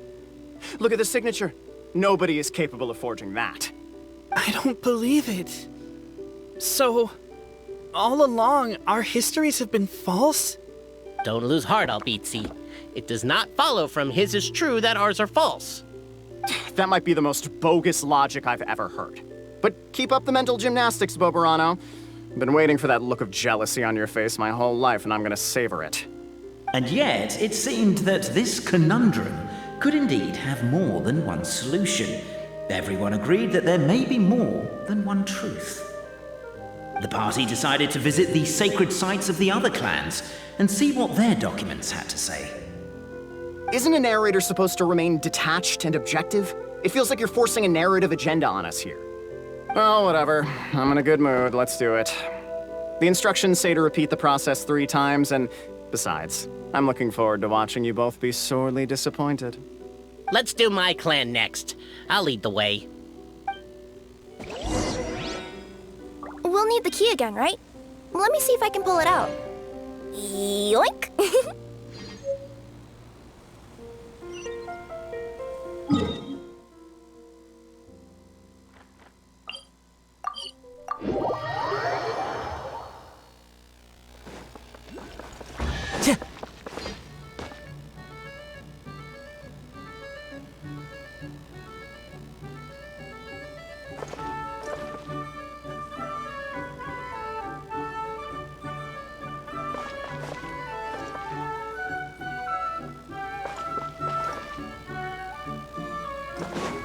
Time to go.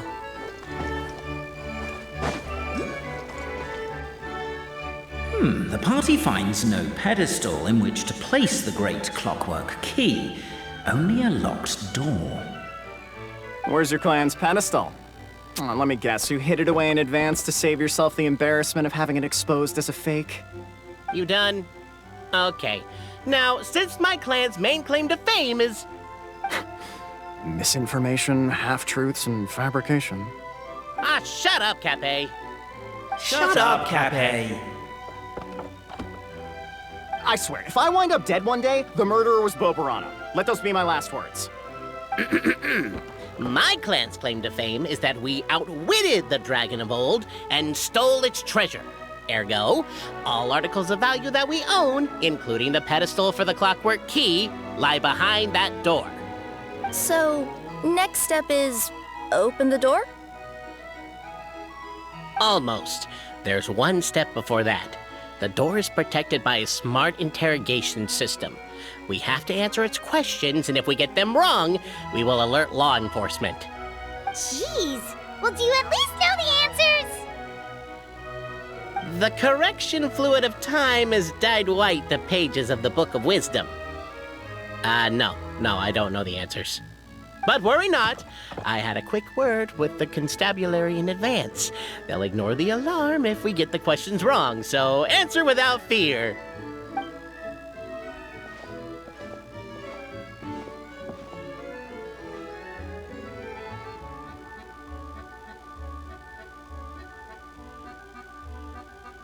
Question 1.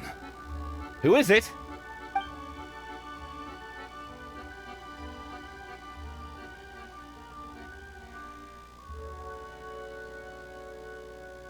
That's actually quite an amusing approach. It's probably not going to get us anywhere, but I do admire your sense of humor and your commitment to it. Question 1. Who is it? Ah, what an ingenious idea. Far more intelligent than Boborano's ancestors. But I still recommend against this answer. Question 1. Who is it? The great yokai, Nekomata in boots. And the trusty travel guide, Pixie! Travel guide. Trusty travel guide! Question 2. By which virtue did the ancients defeat the dragon? Oh, no, don't say that. Even though the writings you saw do prove that bravery has its uses. You do realize we can hear everything you're saying, right? If you say it out loud, you'll only set those 3 off arguing again. Thinking it is fine, but please promise me you won't say it. Question 2. By which virtue did the ancients defeat the dragon? To be completely honest, hard work is a bit of an alien concept to us here in the Constellation Metropole. We have hardware and we have clockwork, but not hard work. Question 2. By which virtue did the ancients defeat the dragon? If this is the right answer, I swear I'll... Correct! What? A barefaced lie. So low. Question 3. Which is more real? The fiction of the outside world, or the truth of this world? Come on, you'll have to do better than that, kid. I mean, Traveller Marquis. You and your friends are the only ones who know the truth about us. Question 3. Which is more real? The fiction of the outside world, or the truth of this world? Please try to avoid being unnecessarily cruel in your response. Question 3. Which is more real? The fiction of the outside world, or the truth of this world? Hear, hear! Who can be sure that the outside world isn't just a dream, and that when the dreamer wakes up, they won't just find themselves inside a novel? There is no way to know, therefore both are equally real. All correct. You may have the key pedestal.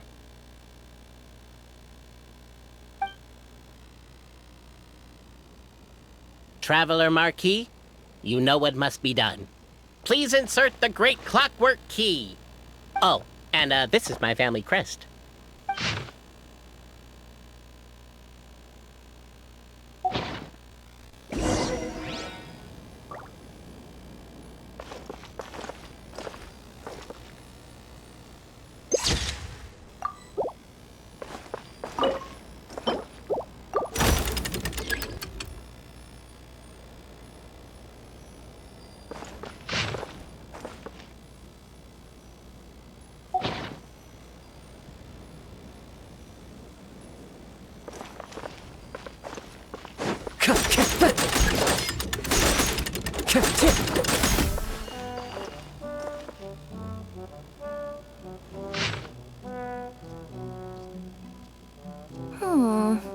Do we really need this one?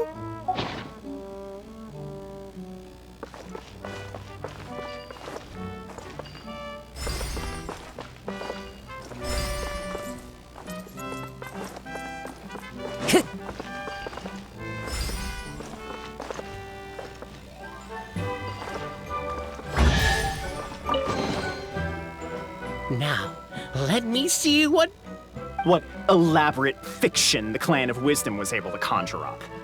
If anyone's listening, I would like to submit these as my last words. I surrender. I'm the one who murdered Tappy.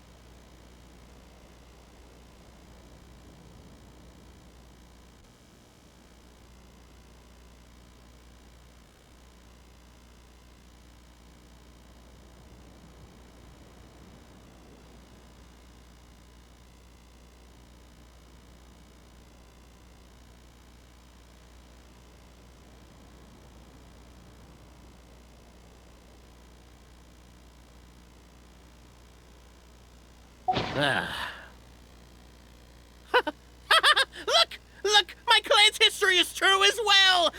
There's that same unforgeable signature again, right here! What? Oh, does this mean that my clan is the only odd one out? Given that my clan's wisdom is such a subject of ridicule in your eyes, I will now appeal to my own personal intelligence, which I believe far surpasses that of my clan at large, and make a prediction. It seems likely that the claims made by each of our clans regarding their history and virtue are all true. Boborano? How can that be? Oh, I get what's going on. Once, when I was drinking with Gujiyai, she bet me a round of dried fish that I couldn't guess which cup the umeboshi was under. Whichever one I guessed, I was always wrong, and Gujiyai would lift a different cup to reveal the umeboshi.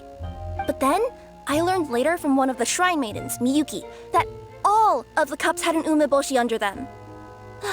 Just goes to show, I still got a long way to go before I become a great yokai. Oh, don't mind Fox Lady. That's just her way of teasing you. Actually, that reminds me. We can now open these 3 treasure chests. And unlike the guessing game you mentioned, this one's not a trick. Cool. Well, once you've plundered the last of Boborano's family wealth, we can go to my clan's place. Guess I'll take the clockwork key again then. Yoink! Such many benefits to a life of wandering.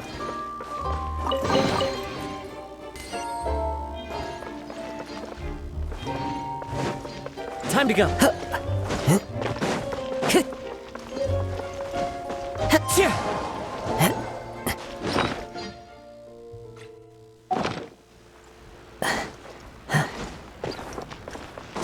Time to go.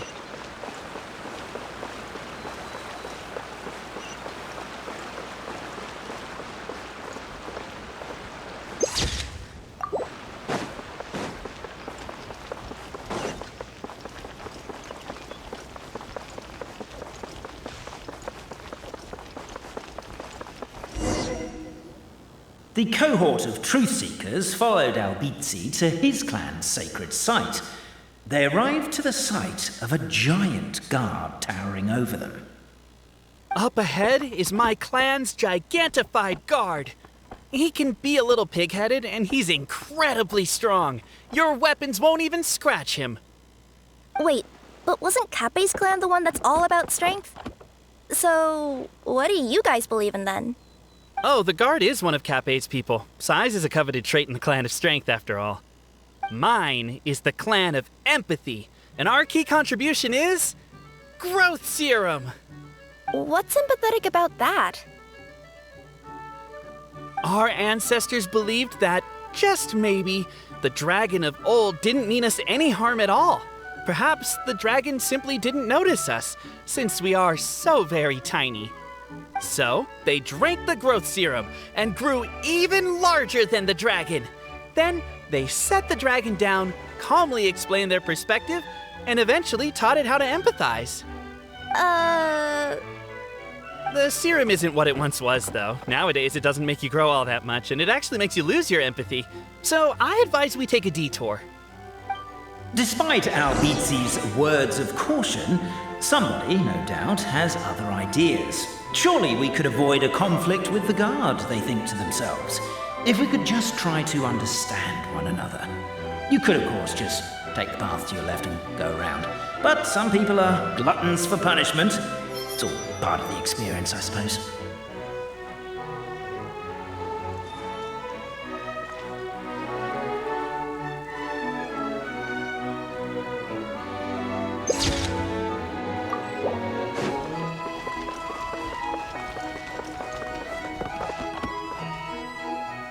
Everyone, I have returned. I come with the long-awaited Marquis and their followers to search for the lost origins of our clan. Well, we weren't told anything about that this morning. Get out of here. Leave us alone.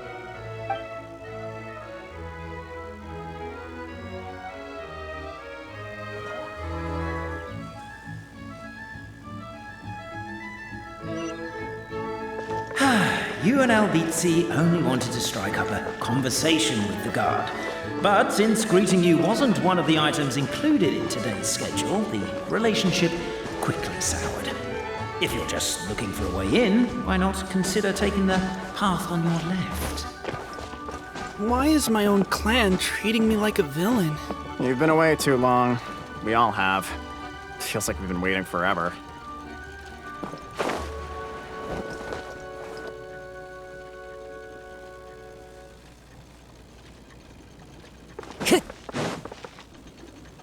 Everyone! I have returned! I come with— Well, we weren't told it.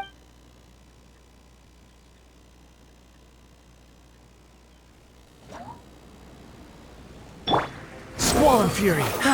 You and Albizzi only wanted to strike up a conversation with the guard. But since greeting you wasn't one of the items included in today. Why is my own clan treating me like a villain? You've been— Over here! I found it! We should be getting close.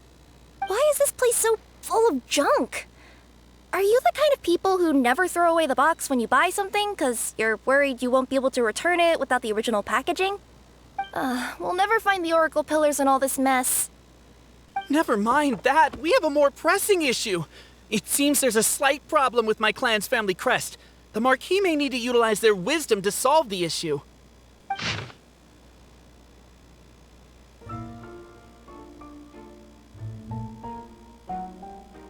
Wisdom too, huh? Well, you guys have a bit of everything, don't you? Except empathy.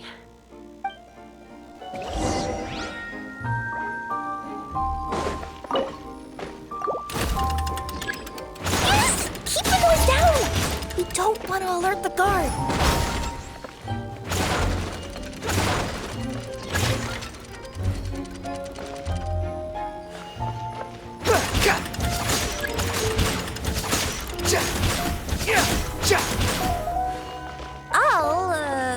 I'll go keep watch.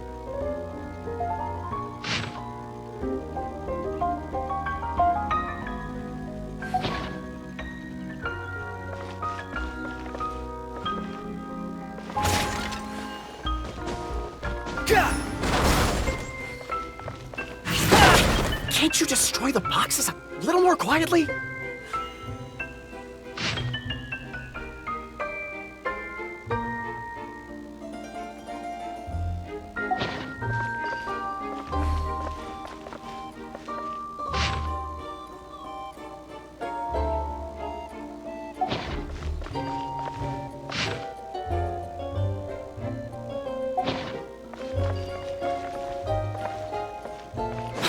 Following me.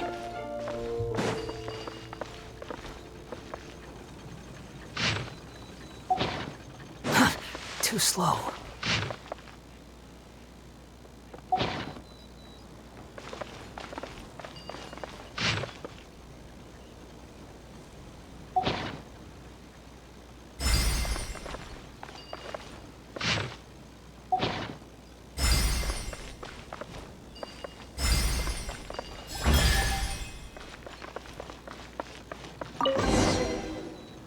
This is the last one.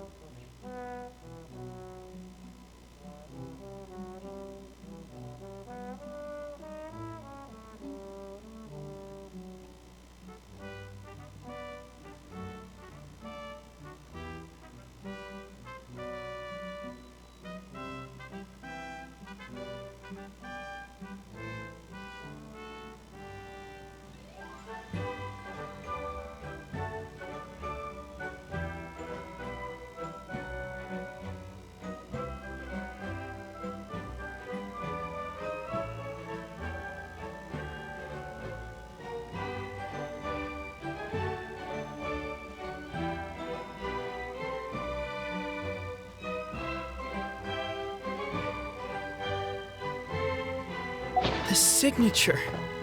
So it's true. Empathy is one of the founding virtues of Constellation Metropole, too. Just as we suspected, all three are the truth. Okay. Well, this is a lot to process. I feel a little empty inside. Yes, we found the truth, but there's too much truth. I get you. It's like in Inazuma, when there were only 6 books in the Mirage Warrior series, it was really popular. But by the time book number 88 came out, nobody wanted to read it. They'd all lost interest. A brief moment of joy is drowned out by a growing feeling of melancholy. But perhaps there is a glimmer of hope to be found too? Anyone? Anyone? All right, I'll say it. How is it the case that these 3 versions of history can all be true at once? That's exactly what Paimon was wondering, but Boborano kind of already explained it away earlier. So Paimon was worried she'd look stupid for asking the question. It's not a stupid question at all, my dear little pixie. While I did postulate that different truths may coexist, there is an issue when it comes to these 3 truths in particular. The problem is, all 3 truths are the history of the exact same thing, namely the dragon and the Metropole's origins. Yet all 3 bear the signature, showing that they're genuine.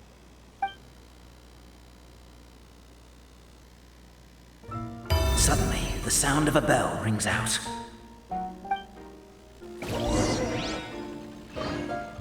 The bell! It rang once! What does that mean again? Ah, yes! Highest level of emergency!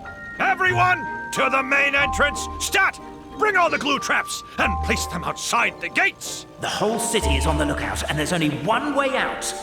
It's the path right in front of you.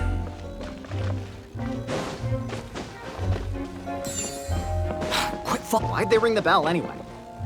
Also, why is 1 ring the highest level of emergency? Obviously because you have to respond fast when it's an emergency. It'd be a bit too late if they waited till the 99th ring.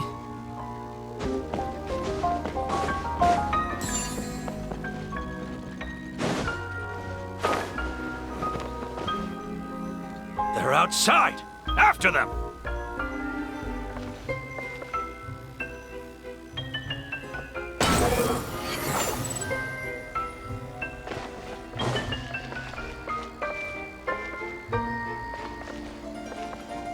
Behold!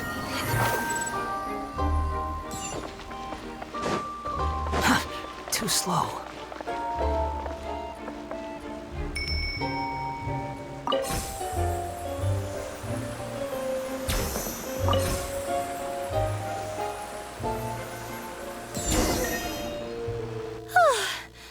We made it out. Don't know if we'll still be needing this clockwork key, but I yoinked it out before we ran, just in case. Okay, but back to the truth problem. There are 3 conflicting versions of the truth, and somehow they're all still true. What is that supposed to mean? I don't know. I doubt anyone here in Simulanka can make sense of it. All we do know is that any manuscript bearing her signature has to be valid. Well, she is the goddess of fate, the creator of all this. And all these manuscripts are her grand design. The reason we argued about who was right was that we didn't know enough about the truth of the past. But now we have the truth. So we just have to accept it. As surely as we will follow the clockwork path designed for us, so is this the course that history has taken. It is clear and incontrovertible. We will never argue again. Thank you all. Is that all there is to it? Is this where the decision made at the first crossroads of destiny has led us to? A pointlessly happy ending? Overthinking it would be equally pointless. Well, that's enough for one day. Time to take a break. Could you be any more cryptic? You're planning something. Paimon knows it. Whatever happens, today was a breakthrough in my journey of discovery. I will go back and share it with my clan. Me too. And me. Let's leave it there for today then. I'm sure we'll find out what else Mr. Narrator has planned for us tomorrow.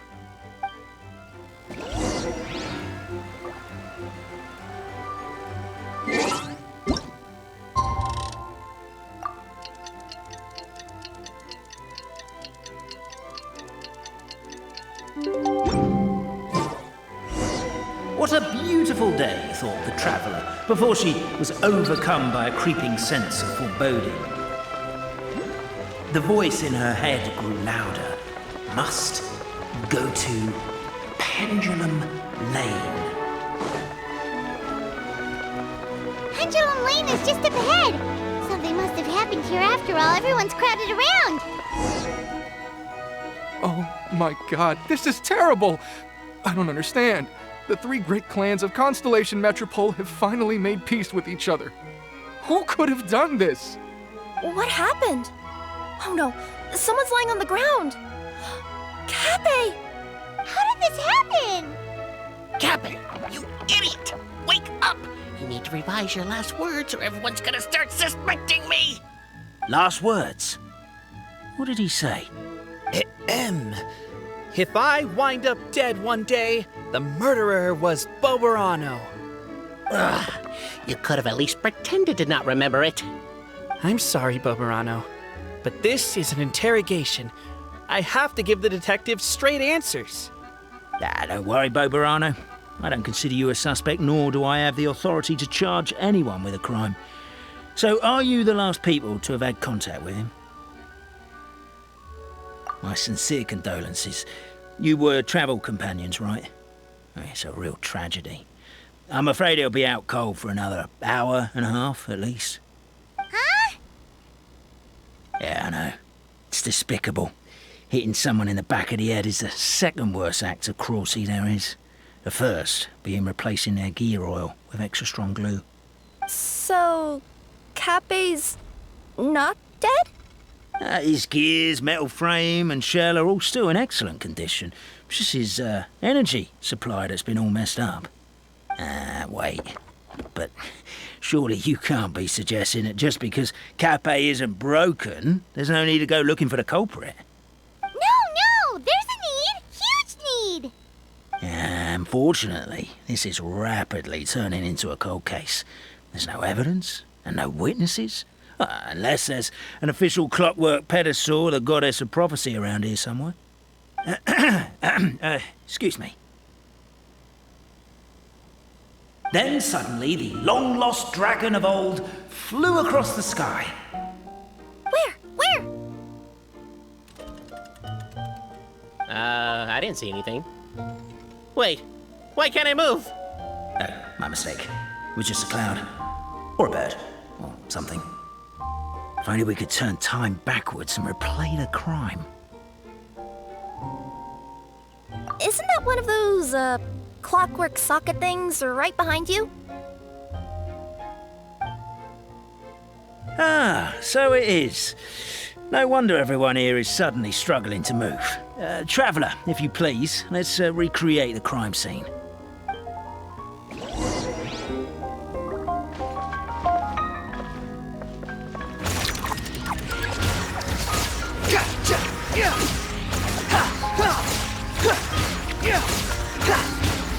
The crime seems too chaotic.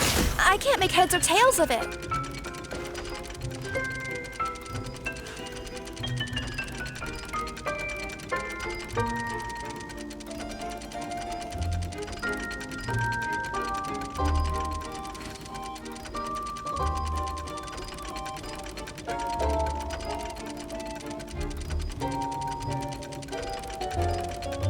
There's no such thing as pure freedom in this world. Even the wind cannot blow on forever.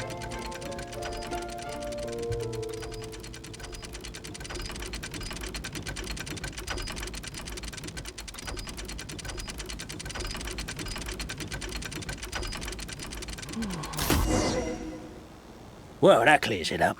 Cappe was walking along the street, then he suddenly collapsed. He was faking it. What? So case closed? Aren't you supposed to investigate a little more first?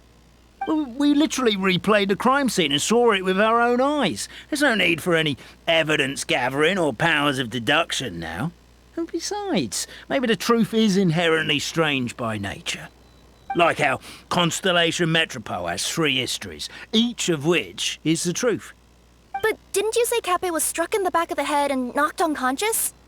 For all I know, he could have bashed his head against the toilet bowl before leaving the house, then walked here in a daze before finally passing out. As for why he might have done that, my guess is...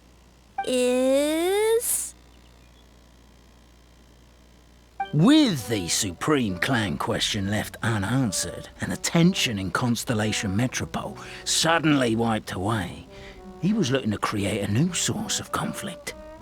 Only then would the city feel alive again. Do we really think he's capable of that, though? Sounds like a pretty complicated conspiracy for the average Simulanka resident. Traveler, something about the crime scene isn't sitting right with me. It just seems unnatural.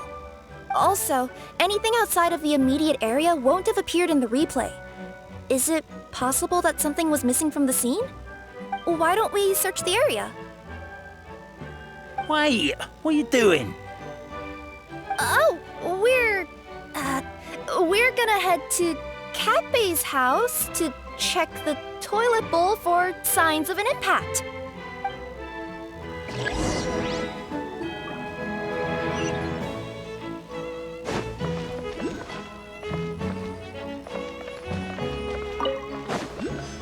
The wind rises. Hello there. Have you seen my spear by any chance? Someone was shouting about a dragon a minute ago, and I instinctively threw it into the sky. Yeah.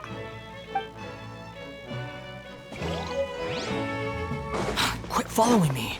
There's a spear here. It looks so mysterious. Let's take it.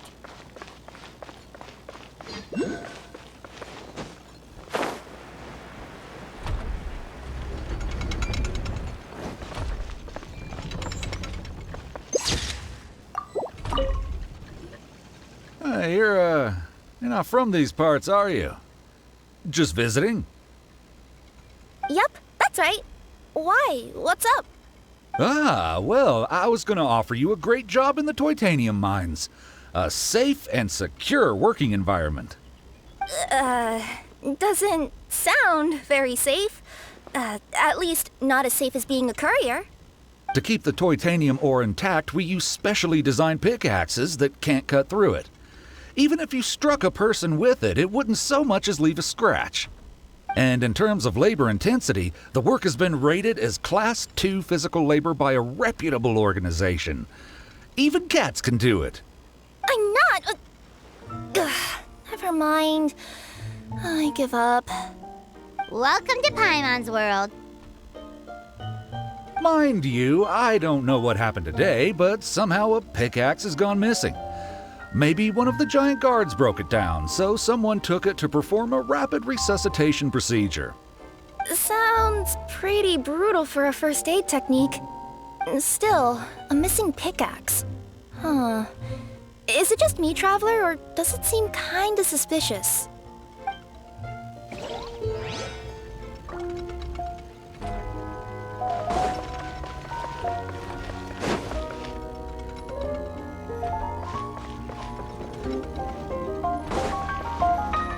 There's a strange potion bottle here.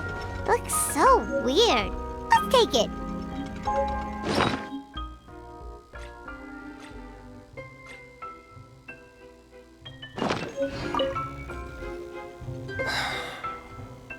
Come here. Whatever it is you were looking to buy, please do come back tomorrow. It's just, I have to close early today. A bottle of growth serum has gone missing.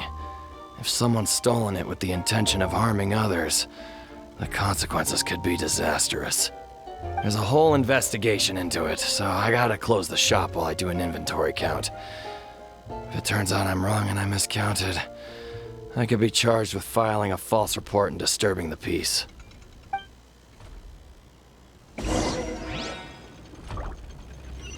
Behold! Let's say one of these was the weapon used in the assault. Which one do you think it is?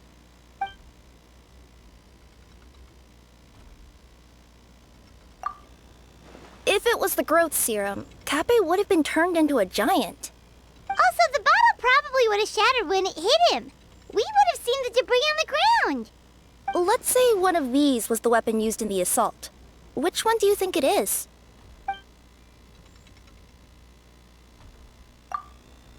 If so, there's no way his head would still be in such good shape. He'd have a big dent in the back.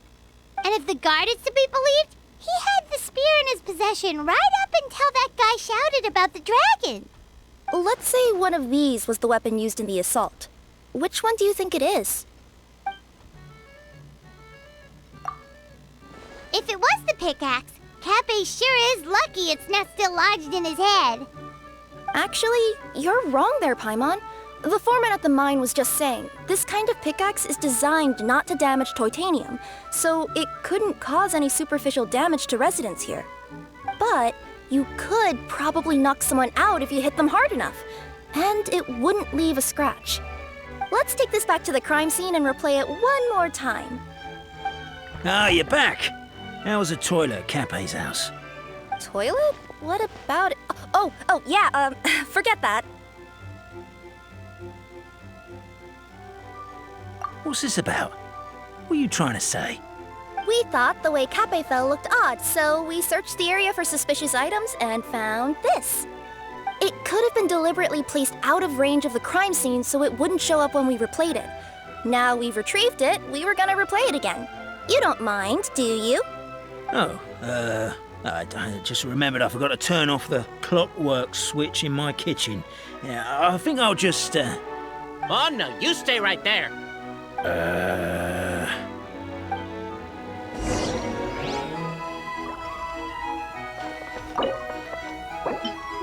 We should be good now.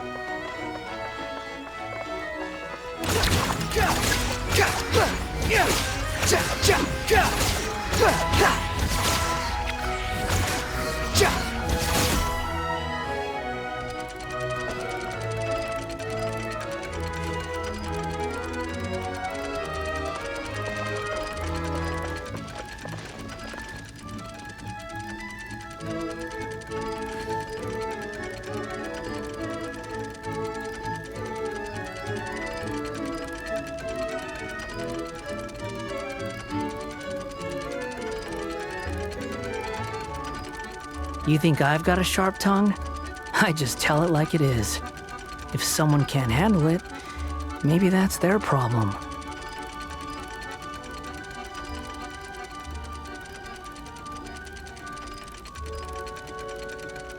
So you're the attacker!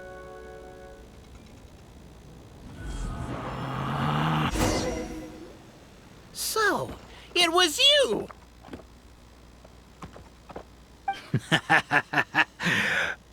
I would congratulate you for cracking the case, but since I did such an abysmal job of covering my tracks, didn't exactly have your work cut out for you. So, all I can say is... Catch me if you can!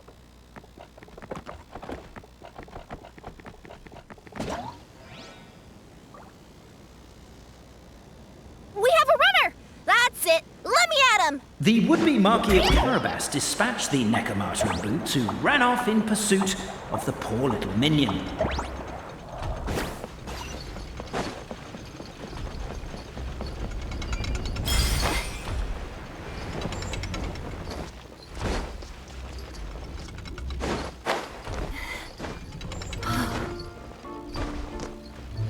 The minion's poor little lower back was protesting painfully against the intense physical activity.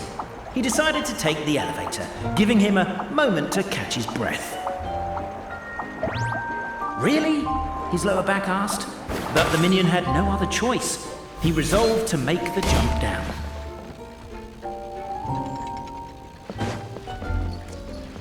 By this point, the Necromata in boots was gasping for air. The minion was huffing and puffing, even more loudly. But we'll ignore that. I'm not! Don't underestimate the gold-level courier of the Komania Express!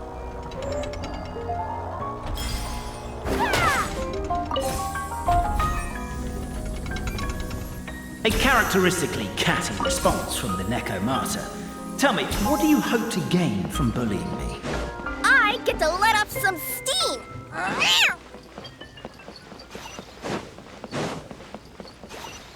Ha! You fell into my trap. Oh, and by the way, remember the glue you got stuck on when you first entered the Future Marquis Abode-to-Be? Well, that was also me. I did it using my powers. Rats! Oh, I'm so jealous of you guys right now. You can just flip out of your shoes and keep running, but Wait, I'm wearing... The unnamed minion made a last-ditch escape attempt. He began his long climb,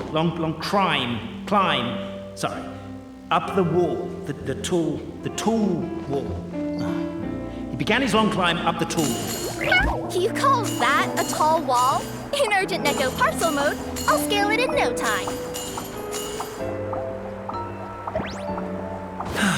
I'm beat. I surrender.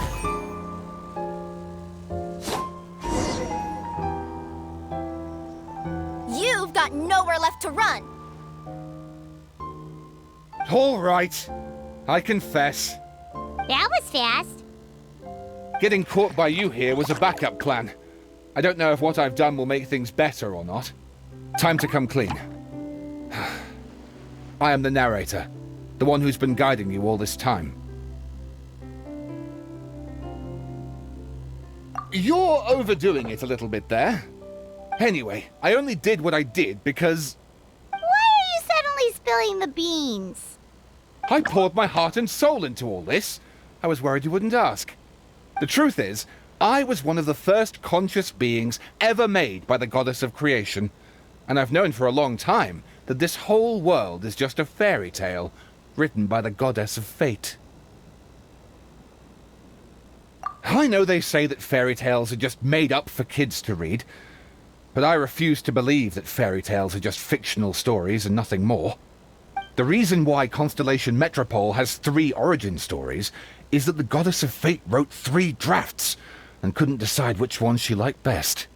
Then her cat trod all over them, and they all got crumpled together, so the 3 worlds just sort of folded into one. The goddess of fate was torn between them anyway, since she couldn't decide which ending was best for the dragon or the kids. So when she saw what the cat had done, she simply decided to go with all 3. Who'd have thought? Well, what does any of this have to do with what you did? You're not a fictional character, so you couldn't hope to understand my sorrow. Honestly, I don't think there's anyone in all of Simulanka who would understand.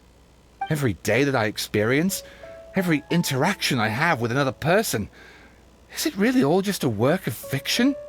The only reason the 3 great clans wanted to find out the truth was for the pointless task of electing the supreme clan.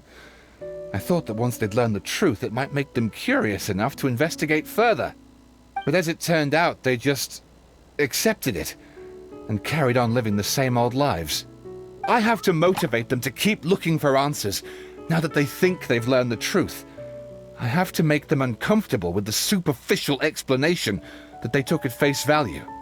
And I have to figure out, once and for all, while you real people from the outside world are still here, are we real? Aww. That's my full confession. Time for you to take me back. I'm guessing I'll probably be forced to make a public apology, then sentenced to half a day in solitary confinement. I definitely deserve half a day. Oh, also, pass this message on to Cape, Boborano, and Albizzi, if you could. The Great Clockwork Key was originally put in place jointly by the ancestors of the 3 clans. If the 3 of them had any ability to cooperate whatsoever, they'd have been able to remove it by themselves.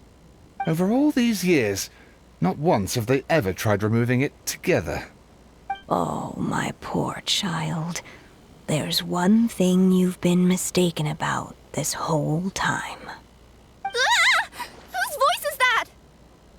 Detective? Was that you? Your voice acting's actually pretty good.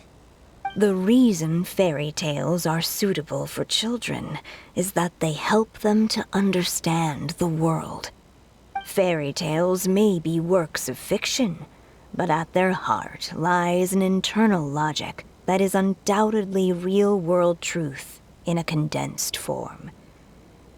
Perhaps they simplify good and evil, and perhaps they hide the darkness in metaphors. But let there be no doubt. The world within fairy tales is as real as can be. And by extension, you and your compatriots are also real. Goddess! Is it really you? The line that separates footnotes from narrative can never be crossed. Never the two shall meet. This is why you have never heard my voice before. But now you wish to break free from the story, and there's a cat nearby, so you can hear my echo. Necromora! Just your echo?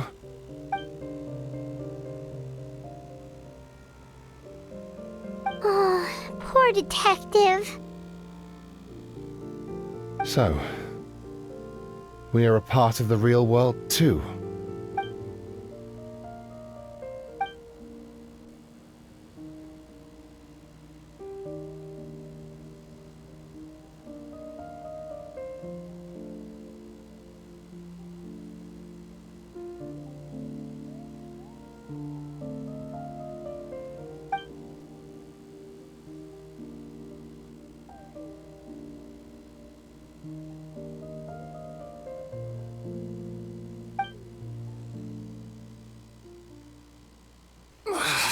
My head's spinning. Albizzi just gave me a quick rundown of the situation.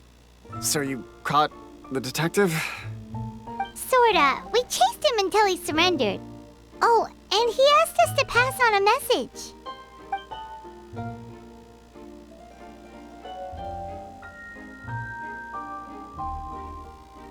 Does he really think we didn't try that? 'Cause we did, after 6 months in that place. That was my bad. I thought it was a stupid idea at the time, so I didn't really exert myself. I also sort of stopped trying after 3 years. Never mind. I'm partly to blame as well. On the second attempt, I just hugged the key and pretended like I was pulling as hard as I could. You guys are so lazy. My granny's neighbor's pet cat has nothing on you, and it spends all day, every day sunbathing. Anyway, you said you heard the voice of the Goddess of Fate at the end? That's amazing. There is a world beyond our own after all. What would you guys say to taking a trip to the outside world sometime? Otherwise, I got bashed in the back of the head for nothing. Depends. Do either of you know how to get there? But yes, I agree we should go. And not invite the detective, just to annoy him. But maybe the reason we've never worried about whether we're real or not is that, unlike him, we weren't there to witness the creation of this world. We've never had any reason to doubt that we're real. If someone ever convinced me that these delightful dimwits, Cape and Albizzi, weren't real, oh, I'd be devastated.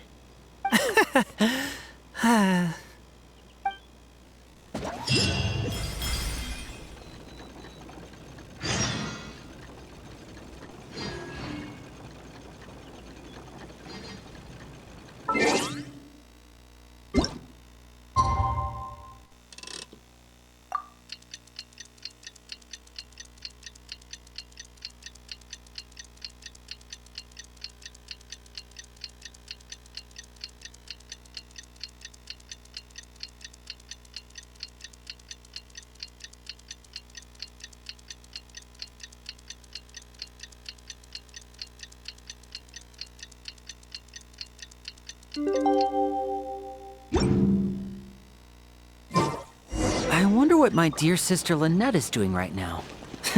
Missing me to death, I'm sure.